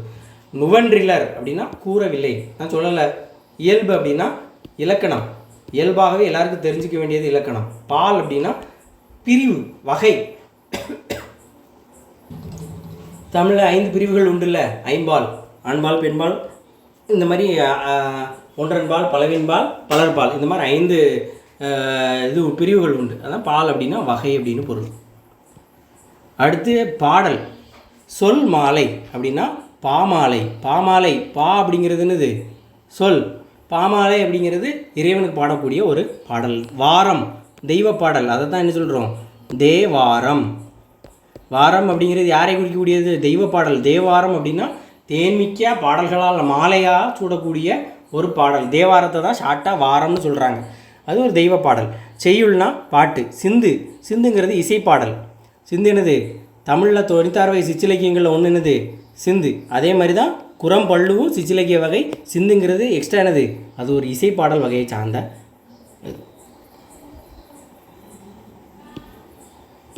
குரம் அப்படின்னா குரத்தி பாடுறதா இருக்கும். பல்லு அப்படின்னா யார் பாடுறதா இருக்கும்? உழவர்களுடைய பாடலாக இருக்கும். அடுத்ததாக பண். அப்படின்னா இசைன்னு பொருள். இந்துளம் அப்படின்னா இந்தளம் அப்படிங்கிற ஒரு வகை பண். ஓதை அப்படின்னா ஓசை, இசைனா புகழ்.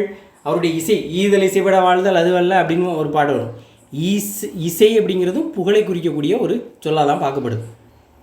அடுத்ததாக குயிலுவ மாக்கள். குயிலுவ மாக்கள் அப்படின்னா இசைக்கருவிகளை வாசிக்கக்கூடிய மனிதர்களை கூட்டத்தை என்ன சொல்லுவோம், குயிலுவ மாக்கள் அப்படின்னு சொல்கிறாங்க.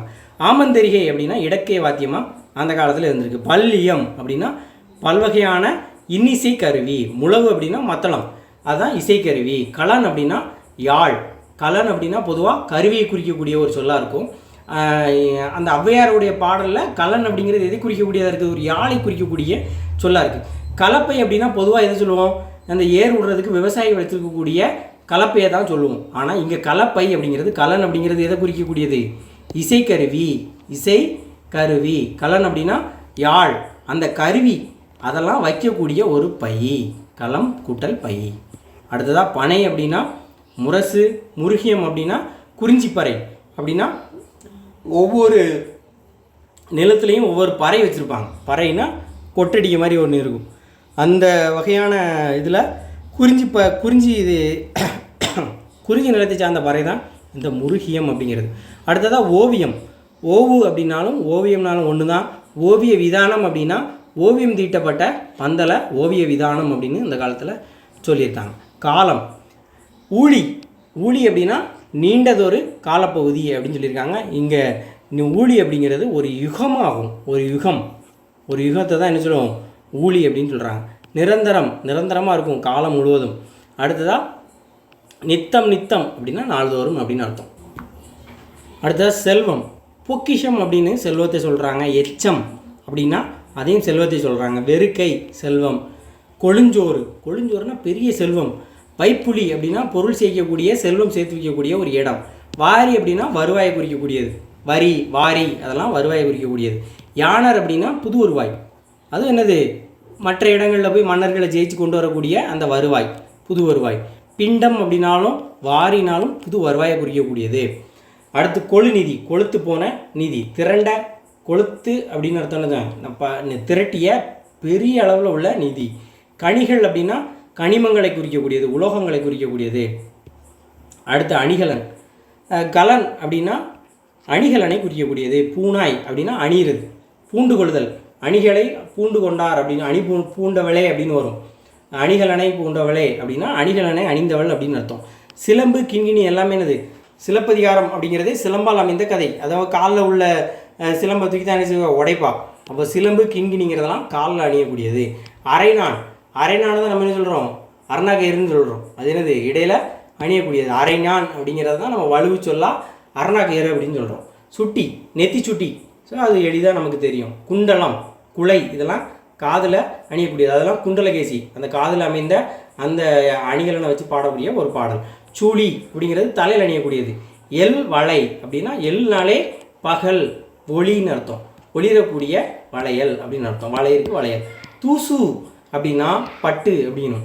சீலைனா புடவை நமக்கு தெரியும். தூசுனா பட்டு. அடுத்து விலை உயர்ந்த முக்கியமான பொருட்கள். பொலம் புனை அப்படின்னு சொல்லுவாங்க. பொலம் அப்படின்னா பொன்னை குறிக்கக்கூடியது. நாவலம் பொலம் அப்படின்னா பூநதம் அப்படிங்கக்கூடிய ஒரு உயர்ந்த வகை பொண்ணு தான் நாவலம் பொலம் அப்படின்னு சொல்கிறாங்க. துவரைனா பவளம், துகிர்னாலும் பவளம். தரளம் அப்படின்னா முத்து, நித்திலம் அப்படின்னாலும் முத்து. தரளம் நித்திலம் அப்படின்னா முத்து. அடுத்து மணினா மாணிக்கம், நீலம் அப்படின்னா நீலமணி, படிகம்னா பளபளப்பான கல். அடுத்து பொருட்கள். இப்போ தகழின்னு ஒரு பொருளை சொல்கிறாங்க. அது என்னென்னா அகல் விளக்க தான் தகழின்னு சொல்கிறோம். சங்கிலி என்ன சொல்லியிருக்காங்க, இடங்கனி அப்படின்னு சொல்லியிருக்காங்க. சக்கரத்தை என்ன சொல்லியிருக்காங்க, நேமின்னு சொல்லியிருக்காங்க. திகிரின்னு சொல்கிறது ஆணை சக்கரம். அந்த மன்னனுடைய திகிரின்னு வரும், ஒரு கோட்டு திகிரி அப்படின்னு வரும். இளங்கோவடிகளுடைய சிலப்பதிகாரத்தில் இடக்கூடிய சொல். சும்மாடு, தலையில் பொருள் சுற்றுறதுக்கு முன்னாடி ஒரு சுருட்டையாக அந்த துண்டை சுற்றி தலையில் வச்சுட்டு அதுக்கு மேலே சுருட்டை அந்த பாரம் சுமப்பாங்க, அதுதான் சும்மாடு. அடுத்து கிளி அப்படின்னா துணி. கலிங்கம் அப்படின்னாலும் துணி, ஆடை குறிக்கக்கூடியது. கலிங்கம்ன்றது ரொம்ப மெல்லிசான, பாம்போட தோலை விட மெல்லிசான துணி தான் என்னது கலிங்கம்னு சொல்லுவாங்க. பாண்டியல் அப்படிங்கிறது வட்டம். நொடை கொள்ளை, இந்த ரெண்டும் ஒரு பொருளோட விலையை குறிக்கக்கூடியது தான் என்னது நொடை கொள்ளை. நூபுரம் அப்படின்னா சிலம்பு. சிதவல் அப்படின்னா தலைப்பாகை. இது ஒரு டிஎன்பிஎஸ்சி எக்ஸாமில் கேட்ட கொஸ்டின். சிதவல் அப்படிங்கிறதுடைய பொருள் என்ன? சிதவல் தலைப்பாகை தான் சொல்லுவோம். சிதவல். தண்டு அப்படின்னா ஊன்றுகோல். அடுத்ததா கோட்டி. கோட்டினா துரட்டி. மழு அப்படின்னா கோடரி. உத்தரப்பலகை அப்படின்னா மேலே உத்தரம். உத்தரம்னா பழைய காலத்து வீடுகள்லாம் மேலே மேலே நீளமாக கம்பு வச்சுருந்துருப்பாங்க. அந்த மேலே இருக்கக்கூடிய உத்தரத்தை என்ன சொல்கிறோம்?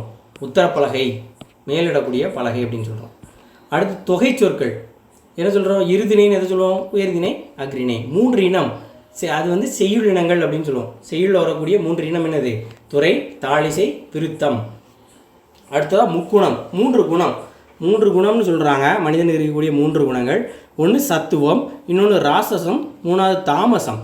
இந்த சத்துவங்கிறது எதை குறிக்கிறது? சத்துவம் அமைதியாக இருக்கக்கூடியது, மேன்மையாக இருக்கக்கூடியது. அடுத்து ராசசம் அப்படிங்கிறது போர், தீவிரமாக இருக்கக்கூடியது ராட்சசம். ராட்சசம் தான் என்ன செய்வான்? போர் புரிவான், தீவிரமாக செய்வான் அப்படின்னு. தாமசம் தாமதமாக இருக்கிறது, சோம்பலாக இருக்கிறது, தாழ்மையாக இருக்கிறது. இதைத்தான் மனிதனுடைய 3 குணங்கள்னு சொல்கிறாங்க. முக்குழல், கொன்றை, ஆம்பல், மூங்கில் இதால் ஆன குழல்கள். ஐம்பால், ஆண்பால், பெண்பால், பரபால், ஒன்றுபால், பலவின்பால், 5 பால். வண்ணங்கள் 5 வகையான வண்ணங்கள். வெள்ளை, சிவப்பு, கருப்பு, மஞ்சள், பச்சள். அடுத்து பூவுடைய 7 நிலை. என்னதெல்லாம்? அரும்பாகி, மொட்டாகி, முகையாகி, மலராகி, அலர்வி, செம்மல். நவரசம் வீரம், அச்சம், இழிப்பு, வியப்பு, காமம், அவலம், கோபம், நகை, சமநிலை. இந்த மாதிரி 9 சுவையை தான் என்ன சொல்கிறோம்? நவரசம் அப்படின்னு சொல்கிறோம். 10 குணம். செறிவு, சமநிலை. இந்த மாதிரி 10 குணங்களை சேர்ந்தது தான் என்ன சொல்கிறோம்? மொத்தமாக 10 குணங்கள் அப்படின்னு சொல்கிறோம். வண்ணம் 100. குறில், அகவல், தூங்கிசை வண்ணம். இது தொடங்கி இடை மெல்லிசை கடைசி வரைக்கும். கடைசி வண்ணம் என்னது? இடை மெல்லிசை. குறில், அகவல், தூங்கிசை வண்ணத்தில் தொடங்கி இடை மெல்லிசையில் முடிகிறது. மொத்தம் எத்தனை வண்ணங்கள்? 100 வண்ணங்கள். அடுத்து 2 பொருளுடைய சொற்கள். கால்ங்கிறது வாய்க்காலையும் குறிக்கி, குதிரையுடைய காலையும் குறிக்கி. சிந்தாத மணி அப்படின்னா சிந்தாமல் இருக்குது, மணி இருக்குது, சிந்தாமல் இருக்குது, சிந்தாமல் சிதறாமல் இருக்குது. அப்போ சிதறாத மணி அப்படின்னு பொருள். சிந்தாமணி சீவக சிந்தாமணியையும் குறிக்கும். முருகு அப்படிங்கிறது தேனை குறிக்கிறது, மனத்தை குறிக்கிறது, அழகை குறிக்கிறது. அயம் அப்படிங்கிறது ஆட்டை குறிக்கிறது, குதிரையை குறிக்கிறது. அயம் அப்படிங்கிறது இங்கிலீஷில் நம்மளை குறிக்கும், ஆனால் தமிழில் அயம் அப்படிங்கிறது ஆட்டையும் குதிரையும் குறிக்குது. நாகம்ங்கிறது சுரபுன்னை, நாகமரம் அப்படின்னு சொல்லக்கூடிய மரத்தை குறிக்கிறது. சுரபுன்னை மரத்தை குறிக்கப்படுது. நாகப்பாம்பையும் குறிக்கிறது. மறிக்கிறது அப்படின்னா தடுக்கிறது. மண்ணை வெட்டி பாத்தி கட்டி என்ன செய்கிறது? தண்ணி ஒரு இடத்துக்கு போகாமல் மறிக்கிறது. இங்கே மறிங்கிறது என்னது? குதிரைகள் எதிரியை தாக்கி தடி. இது ரெற்றமொழிதல் பாடலில் காலமேக புலவர் பாடின ஒரு பாடல். தொல்லைங்கிறது என்னது? தொல்லைங்கிறது துன்பம், அடுத்தவனுக்கு தொல்லை கொடுத்துட்டே இருக்கிறது. தொல்லை அப்படிங்கிறது தொன்மையை குறிக்கிறது. தொல்பொருள் ஆராய்ச்சின்னு வருதில்ல. அப்போ தொன்மையான பழமையான விஷயங்களை ஆராய்கிறதும் தொல்லை அப்படிங்கிறதும் பழமையை குறிக்கக்கூடிய ஒரு சொல். துய்க்கிறது அப்படிங்கிறது கற்றுக்கொள்வது. இன்னொன்று அடுத்தவங்களுக்கு துய்த்தது அப்படின்னா தருவது. இப்போது ஈடு செய்யும் நாட்கள் துய்த்தது அப்படின்னு அர்த்தம். அந்த லீவை துய்த்தது, தருவது அப்படின்னு அர்த்தம். மேவலால், பொருந்துதலால், பெறுதலால். பொல்லாங்கு அப்படின்னா கெட்டது, தீமை அப்படின்னு அர்த்தம். அடுத்து இன்னும் குறையதான் இருக்குது. செயல்களோடு முடிஞ்சிடும். செயல்கள் கொஞ்சம் இருக்குது. கொடுத்தல், பெறுதல் அந்த மாதிரி சம்மந்தமான விஷயம். ஈன்று அப்படின்னா ஒருத்தங்களுக்கு கொடுத்துன்னு அர்த்தம். நல்கும்னா தரும்னு அர்த்தம். பொழிகிறது அப்படின்னா தருதுன்னு அர்த்தம். பகராய் அப்படின்னா தருவாய்னு அர்த்தம். இதெல்லாம் எளிமையானது. புணரியோர் அப்படின்னா தந்தவர். ஈதல், வழங்குதல். ஈயில் அப்படின்னாலும் வழங்குதல் அர்த்தம். நல்கல், நல்கி, தந்து அப்படின்னு அர்த்தம். நல்கல்னால் வழங்குதல், அளித்தல் அர்த்தம். வாய்த்து ஈயில், வாய்க்குப்படி கொடுக்கிறது அப்படின்னு அர்த்தம். நல்கினால் கொடுத்தால். நல்கல்னாலே வழங்கல், அளித்தல், கொடுத்தல் எல்லாம் ஒன்று தான். தூவி அப்படின்னா தூவி கொடுக்கறது. எய்தும், கிடைக்கும். ஈன பெற. ஈன்றாள் பசி காண்பாள். ஈன்றாள் அப்படின்னா பெற்றாள் அப்படின்னு அர்த்தம். ஒன்றுபடுதல், வேறுபடுதல் அது சம்மந்தமான சொற்கள். இப்போ ஒருமித்து அப்படின்னா ஒன்றுபட்டு. குழுவுனா ஒன்றா கூடி, குழுவி, கூடி, குழுமி அப்படின்னாலும் ஒன்று கூடின்னு அர்த்தம். இதெல்லாம் ரொம்ப எளிமையானது. சீர்தூக்கி பாய்ச்சா, 2 விஷயத்த கம்பேர் பண்ணி ஒப்பிட்டு ஆராய்ந்து பார்த்தால். லயத்துடன் அப்படின்னா சீரா, செம்மையா. நிகர் அப்படின்னா சமமாக இருக்கிறது. ஒப்புரவு அப்படின்னா எல்லாரையும் சமமாக நினைக்கிறது. ஒப்புமைப்படுத்தினா ஒரு விஷயம் 2 பேரை வேறுபடுத்தி பார்க்குறது. இணைப்படுத்தி, ஒப்புமைனா இணையாக இருக்கக்கூடியது. 2 பேரும் ஒரே கோட்டில் நேர்கோட்டில் பயணிக்க மாதிரி ஒரு விஷயம். ஒப்புமை அப்படின்னா இணை. அன்னதோர், அன்னதோர் அப்படின்னா அப்படி ஒன்று, அண்ணனா அதே மாதிரி அப்படின்னு அர்த்தம். காண்டினா காண்க, வைகுவ அப்படின்னா தங்குறது, அல்ஹீனா தங்குறது, துஞ்சு அப்படின்னா தங்குறது, உள்ளீடுகள் அப்படின்னா உள்ளே இருக்கிறது, உள்ளீடுகள் அப்படின்னா உள்ளே நம்ம கொடுக்குறது, உள்ளே இருக்கிறது. யாண்டும் அப்படின்னா எப்பொழுதும், பேதங்கள் அப்படின்னா வேறுபாடு, ரெண்டு பேருக்குள்ளே பேதமாக இருக்குது அப்படின்னா வேறுபாடாக இருக்குது. திரிதல் அப்படின்னா மாறுபடுதல். கூற்றவா அப்படின்னா பிரிவு, கூற்றுவன் அப்படின்னா யார்? யமன். நம்மளை இந்த உலகத்துலேருந்து பிரித்து கொண்டு போகிறவன்னா யார்? யமன். அடுத்து போல, ஒன்றா இருக்கக்கூடிய ரெண்டு விஷயத்தை பிளந்து போடுறது. அதே மாதிரி கீண்டு போல ரெண்டுமே ஒன்று தான். அல்லாமல்லாம் அதை தவிர வேறு எதுவுமே இல்லை அப்படின்னு அர்த்தம். அடுத்து வீரம் அச்சம் சம்மந்தமான சொற்கள். மரம் அப்படின்னா வீரம், சூரன்னா வீரன், சூரன் வீராதி சூரன் அப்படிம்பாங்க. மல்லெடுத்த வலிமை பெற்ற, நோன்மை அப்படின்னா வலிமை, உரன் அப்படின்னா வலிமை, கடுந்துப்பு அப்படின்னா மிக வலிமை, வெய்துர வலிமை மிக, வல்லான் வலிமை மிக்கவனை தான் வல்லான் அப்படின்னு சொல்லுவோம். வள்ளியதை உறுதியாக இருக்கிறது தான் வள்ளி. உறுதி வலிமை எல்லாம் ஒன்று தான். நிர்ணயம் உறுதி. அஞ்சினர் அஞ்சினாலே பயப்படுதாருன்னு அர்த்தம். வெறியினா அஞ்சி, வெறிய அப்படின்னா அஞ்சிய அப்படின்னு பொருள். அடுத்ததாக கருணை பொறுமை சினம். அழி அப்படின்னா அழித்தல், கருணை அப்படின்னு அர்த்தம். தண்டளிர் தன்மைனா பார்த்துருக்கோம் ஏற்கனவே, குளிர்ந்த அப்படின்னு பொருள். தண்டருள் அப்படின்னா குளிர்ந்த, அருள் அப்படின்னா கருணைன்னு அர்த்தம். கருணை அப்படின்னா இரக்கம், இரக்கம்னா கருணை, ஈரம்னா இரக்கம், அறிவுனா அன்பு, நேசம்னா அன்பு, பொறைனா பொறுமையாக இருக்கிறது, நோன்றல் நோன்றல் அப்படின்னா பொறுத்தல் அப்படின்னு பொருள். சாந்தம் அப்படின்னா அமைதியாக இருக்கிறது, செராமை அப்படின்னா ஒருத்தரை வெறுக்காமல் நம்மளை தீங்கு செஞ்சால் கூட பொறுமையாக இருக்கிறது, செராமை அப்படின்னா வெறுக்காமின்னு அர்த்தம். செற்றம் வெகுளி முனிவு, இது எல்லாமே சினத்தை குறிக்கக்கூடிய சொல். செற்றம் வெகுளி முனிவு. உடண்டன சினந்து எழுந்தன, காயில் வெகுண்டால், இது எல்லாமே வெகுண்டு எழுந்தான் அப்படின்னா கோவப்பட்டு இருந்தான்னு அர்த்தம்.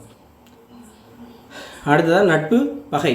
நட்டல் அப்படின்னா நட்பு கொள்ளுதல், கேண்மைனா நட்பு, இகல் அப்படின்னா பகை, செற்றார் பகைவர், போற்றார் பகைவர், பாதகர் பாதகன் இப்படி பண்ணிட்டான் அப்படின்னா ரொம்ப கொடுமையான ஆளுன்னு அர்த்தம். கண்டகன் அதுவும் ரொம்ப கொடுமையான அர்த்தம். மரங்குள் அப்படின்னா முரட்டுத்தன்மை உள்ளவர். இப்போ இந்த மாதிரி வித்தியாசமான வார்த்தைகளை படிச்சுக்கணும்.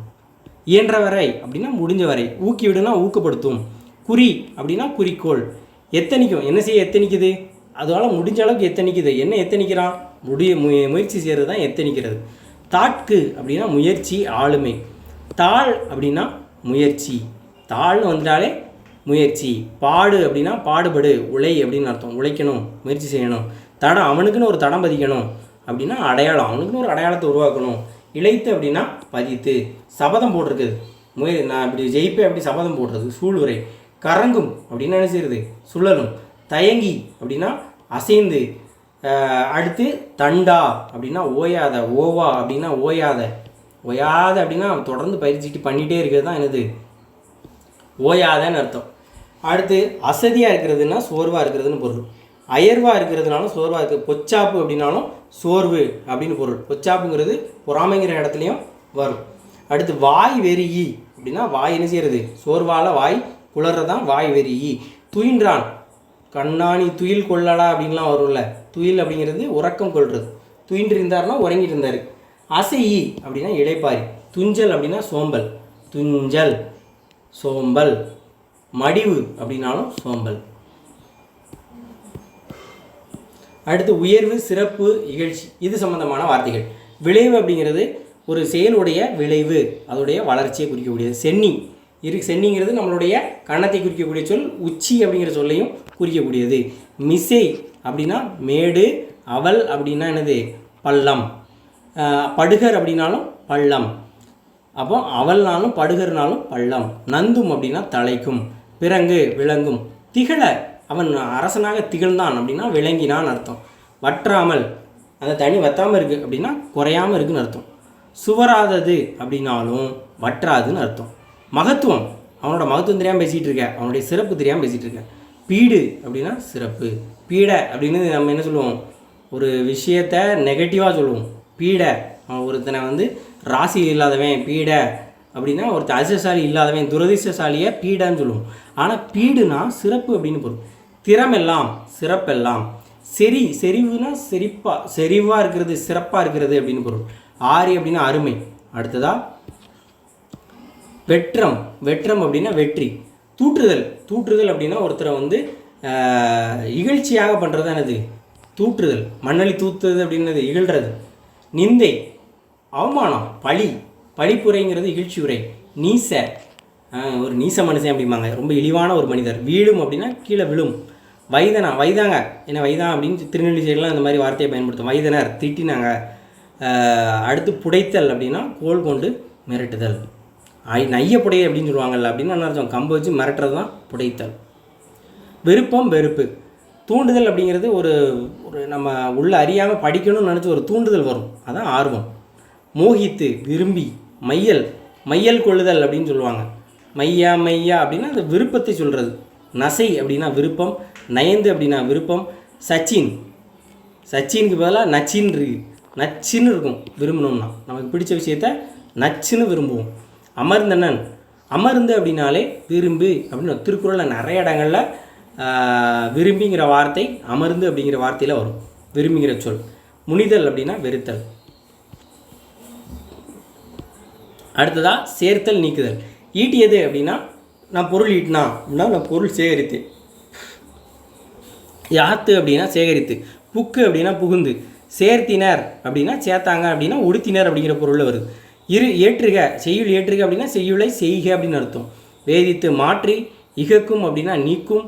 தீர்வன நோய் தீர்ந்துச்சு அப்படின்னா நோய் என்னச்சு நம்மளை விட்டு நீங்கிச்சுன்னு அர்த்தம். அறுத்தவருக்கு நம்ம அறுத்து விட்டவர்னா யார், நீக்கினவர்னு அர்த்தம். அறுத்தவர்னா நீக்கினவர்னு அர்த்தம். பேத்து எடு அப்படிம்பாங்கல்ல, அந்த காலில் அங்கேருந்து பேத்து எடு அப்படின்னா அந்த இடத்துலேருந்து அகற்றணும் அப்படின்னு அர்த்தம். கடிந்து விலக்கின்னு அர்த்தம். கரவாது மறைக்காமல் சொல்கிறது. கலழுதல் அப்படின்னா கலண்டு போச்சு. ஒரு நட்டு கலண்டுட்டு அப்படின்னு அர்த்தம். நட்டு அந்த அந்த அந்த பைக்லேருந்து நட்டு கலண்டுட்டுனா உதிர்ந்து விட்டுன்னு அர்த்தம். கீழே விழுந்துட்டு உதிர்ந்துட்டு அந்த இடத்த விட்டு கலந்துட்டு. கலைந்து அப்படின்னா கலற்றி, நம்மளும் உடை கலற்றி அப்படின்னா உடை கலைந்து நின்றான் அப்படின்னா அதை கலட்டுறான் அப்படின்னு அர்த்தம். விண்டு அப்படின்னா திறந்து. பொழிக்கும் அப்படின்னா உரிக்கும். அடுத்து உண்மை குற்றம். என்னது, மெய் அப்படின்னா உண்மை, தத்துவம்னா உண்மை, சத்தியம்னா உண்மை, நிறை அப்படின்னா மேன்மை, தோம், நவை, இழுக்கு, இது எல்லாமே குற்றம். இழுக்குங்கிறது நமக்கு தெரியும். நவை தோமும் குற்றம். மாசு அப்படின்னாலும் குற்றம். மாசு அற அப்படின்னா அறவே இல்லாமல் இருக்கல், அப்போ குற்றம் இல்லாமல் இருத்தல். மறுவிழா. மறுவு கூட்டல் இல்லா, இல்லாத. மறுவுங்கிறது என்னது, குற்றத்தை குறிக்கக்கூடிய ஒரு சொல். அடுத்து ஆசு இல்லா. ஆசுங்கிறது குற்றத்தை குறிக்கக்கூடிய சொல். ஆசு இல்லானா குற்றம் இல்லா. ஏதம் இல்லா அப்படின்னா ஏதம் அப்படிங்கிறது குற்றத்தை குறிக்க சொல். ஏதம் இல் அப்படின்னா ஏதம் இல்லை, குற்றம் இல்லை. புரைதவ. புரைங்கிறது குற்றத்தை குறிக்கக்கூடிய சொல். புரைதவ அப்படின்னா குற்றம் இல்லை அப்படின்னு அர்த்தம். நன்மை தீமை. அறம் அப்படிங்கிறது நல்ல செயல். அறம் அப்படிங்கிறது நல்ல செயல். நன்றி அறிதல் அப்படின்னா நன்றி அறிதல், பிறர் செய்த நன்றியை அறிஞ்சு எப்போவுமே இருக்கணும், மறக்கக்கூடாது, நன்றி மறக்கக்கூடாது. தெளிவு அப்படின்னா ஒரு நல்ல காட்சியை தான் தெளிவான காட்சி. மீட்சி, என்னை காப்பாற்ற ஒருத்தன் மீட்சி வருவான் அப்படின்னா விடுதலை பெறது அப்படின்னு அர்த்தம். வாய்ந்த பயனுள்ள. அழுக்காருங்கிறது பொறாமை. அகம்பாவங்கிறது செருக்கு. தாவா அப்படின்னா கெடாமல் இருக்கிறது. தப அப்படின்னா கெடுறது. நிறையம் அப்படின்னா நரகம். ஆளாளம் அப்படின்னா நஞ்சை குறிக்கக்கூடிய ஒரு சொல். அடுத்து இன்ப துன்பம். பூரிப்புனா மகிழ்ச்சி, ஓகைனா மகிழ்ச்சி, களிப்புனா மகிழ்ச்சி, எக்களிப்புனா பெரு மகிழ்ச்சி, பரவசம் அப்படின்னா மகிழ்ச்சி பெருக்கு, ஆனந்தம் அப்படின்னா மகிழ்ச்சி வெள்ளம், இன்ப பெருக்கு, வெள்ளம்னா பெருக்குன்னு சொல்லுவோம். அகத்து ஓகை. அகம்னா உள்ளம், ஓகைனா மகிழ்ச்சி, அப்போ உள்ள மகிழ்ச்சி, மன மகிழ்ச்சி. ஆனந்த தரிசனம், மகிழ்ச்சியான ஒரு காட்சி, தரிசனம்னா காட்சி. நகைனா சிரிப்பு, துன்பம்னா துன்பம், பிணினா துன்பம், துன்பம்னு சொல்லுவோம், பிணினா நோயின்னு சொல்லுவோம்.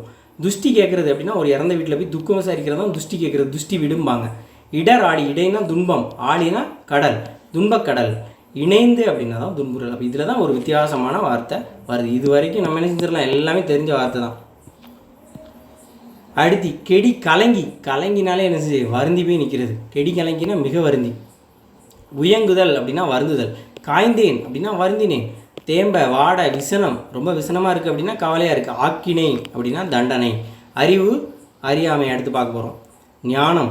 ஞானம்னா அறிவு. ஓர்தல்னா நல்ல அறிவு. அடுத்து நெறி அப்படின்னா நல்ல வாழ்கிறதுக்கான நன்னெறின்னு சொல்லுவாங்க. நன்னெறினா நல்ல வழியை தேர்ந்தெடுக்கிறது தான் நெறி அப்படின்னு அர்த்தம். உய்முறை அப்படிங்கிறது வாழக்கூடிய வழி. ஆறு அப்படின்னாலும் நெறினாலும் வழியை குறிக்கக்கூடியது.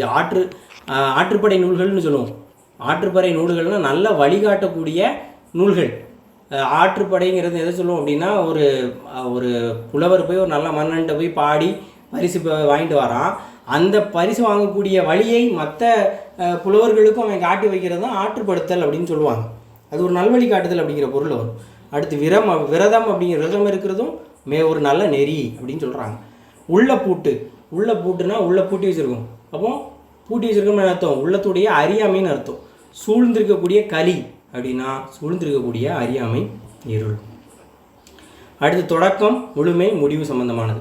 நியமித்திய ஒரு விஷயத்தை நியமித்தோம் அப்படின்னா உருவாக்கணும்னு அர்த்தம். வாக்கு அப்படின்னா வாக்காக இருக்கான், சரியாக இருக்கான்னு அர்த்தம். எனக்கு கைக்கு வாக்காக இருக்கான், வாகா இருக்கான் அப்படின்னு சொன்னால் சரியாக இருக்கான்னு அர்த்தம். வளாமை, வலு அப்படின்னா என்னது?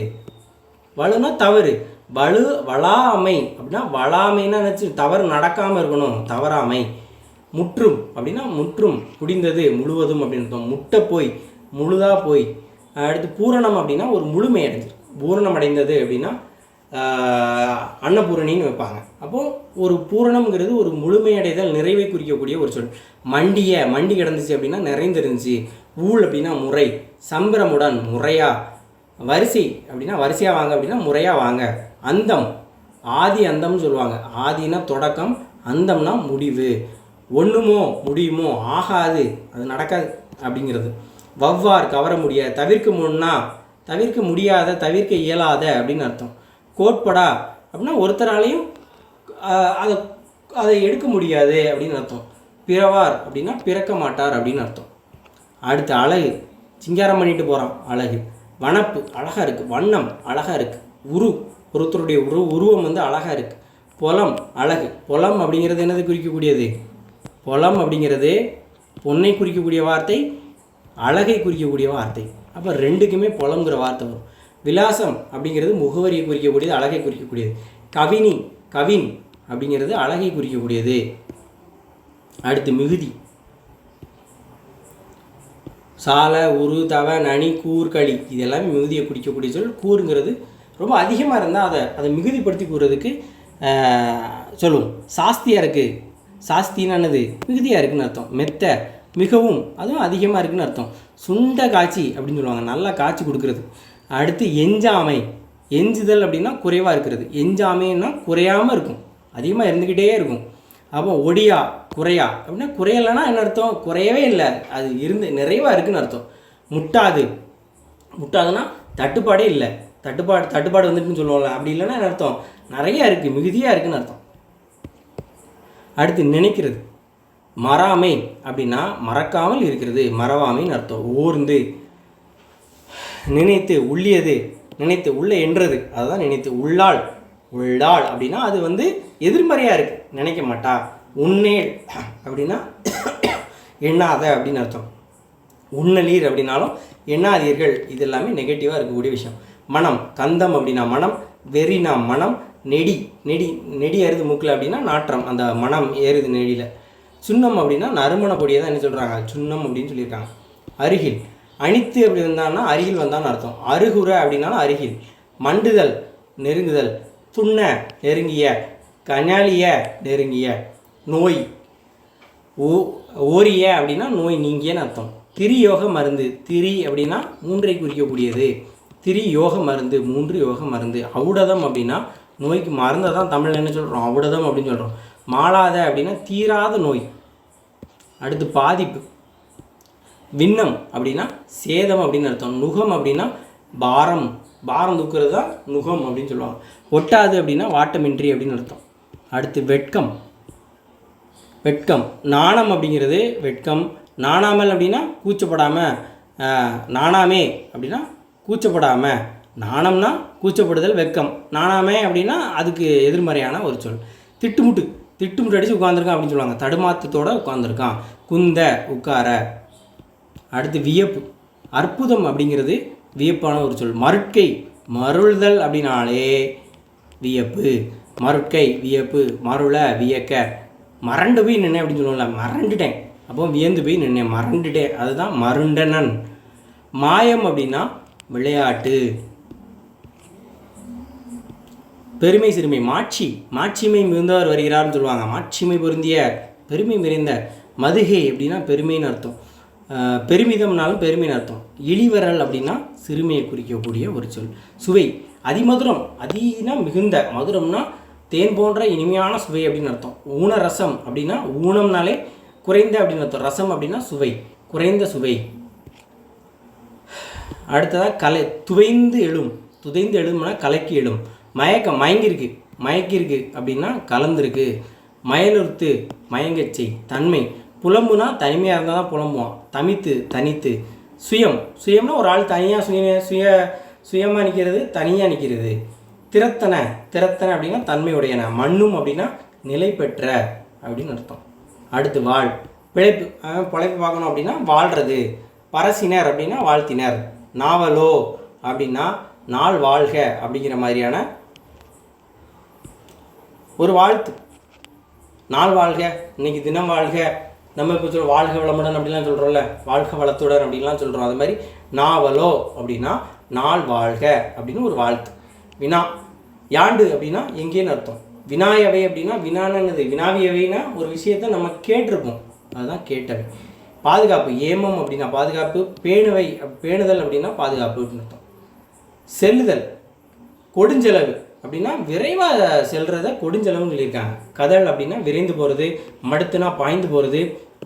புகுதல் அப்படின்னாலே ஒரு இடத்துக்கு நுழைதல். அப்போ புக்க விட்டுனா புக விட்டு, அதை உள்ளே போக விட்டுட்டு அப்படின்னு அர்த்தம். வழிவர் அப்படின்னா வழுவி ஓடுவாங்க, நழுவி ஓடுவாங்கன்னு அர்த்தம். எரிய, ஓட. அடுத்து கட்டுதல், பிணித்து அப்படின்னா கட்டுதல். பிணி அப்படின்னா நோய், பிணித்துனா கட்டுதல். பிணித்தமை, கட்டியமை. காவினம், காவினம் அப்படின்னா கட்டி கொள்ளுதல். ஆராய்ந்து, ஓர்ந்துனா ஆராய்ந்து.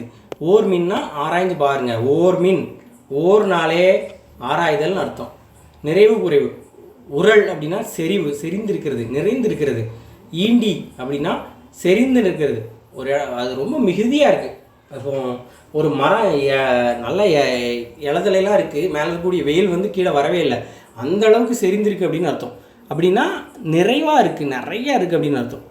வரன் அப்படின்னா வறுமையாக இருக்கிறது. அடுத்து இளமை முதுமை. நாகுனா இளமை, விருந்துனா புதுமை, மரபு அப்படின்னா வழக்கம், மூவாது, மூவாது அப்படின்னா முதுமை அடையாது அப்படின்னு அர்த்தம். அடங்குதல், அழுத்தம். கடைசி தான் உவசமம் அப்படின்னா அடங்கி இருக்கிறது. ஒடுக்குதல், ஒருத்தனை ஒடுக்குறோன்னா அடக்குறோன்னு அர்த்தம். ஊன்ற அப்படின்னா அழுத்தி, அழுத்தி அது ஊன்றி எழுந்துறான், அழுந்தி எழுந்தான். பெய்தனர் அப்படின்னா வைத்து ஒருத்தன் மேலே அழுக்குதான், அழுத்துதாங்க. மழை பெய்யுதுன்னா நம்ம மேலே விழும், அழுத்தத்தோடு விழும், அதான் வைத்த. எய்தல் அப்படின்னா ஒரு இதை அடைதல் அப்படிங்கிற பொருளில் வரும். ஸோ இது வந்து தமிழ் புத்தகத்தில் 6லேருந்து 12 வரைக்கும் உள்ள சொல் பொருள் ஒரு டாபிக் வைஸ் நம்ம வந்து பார்த்துட்டோம். இனிமேல் அடுத்து பழைய புத்தகத்தில் உள்ளதை அடுத்த வீடியோவில் பார்க்கலாம். நன்றி.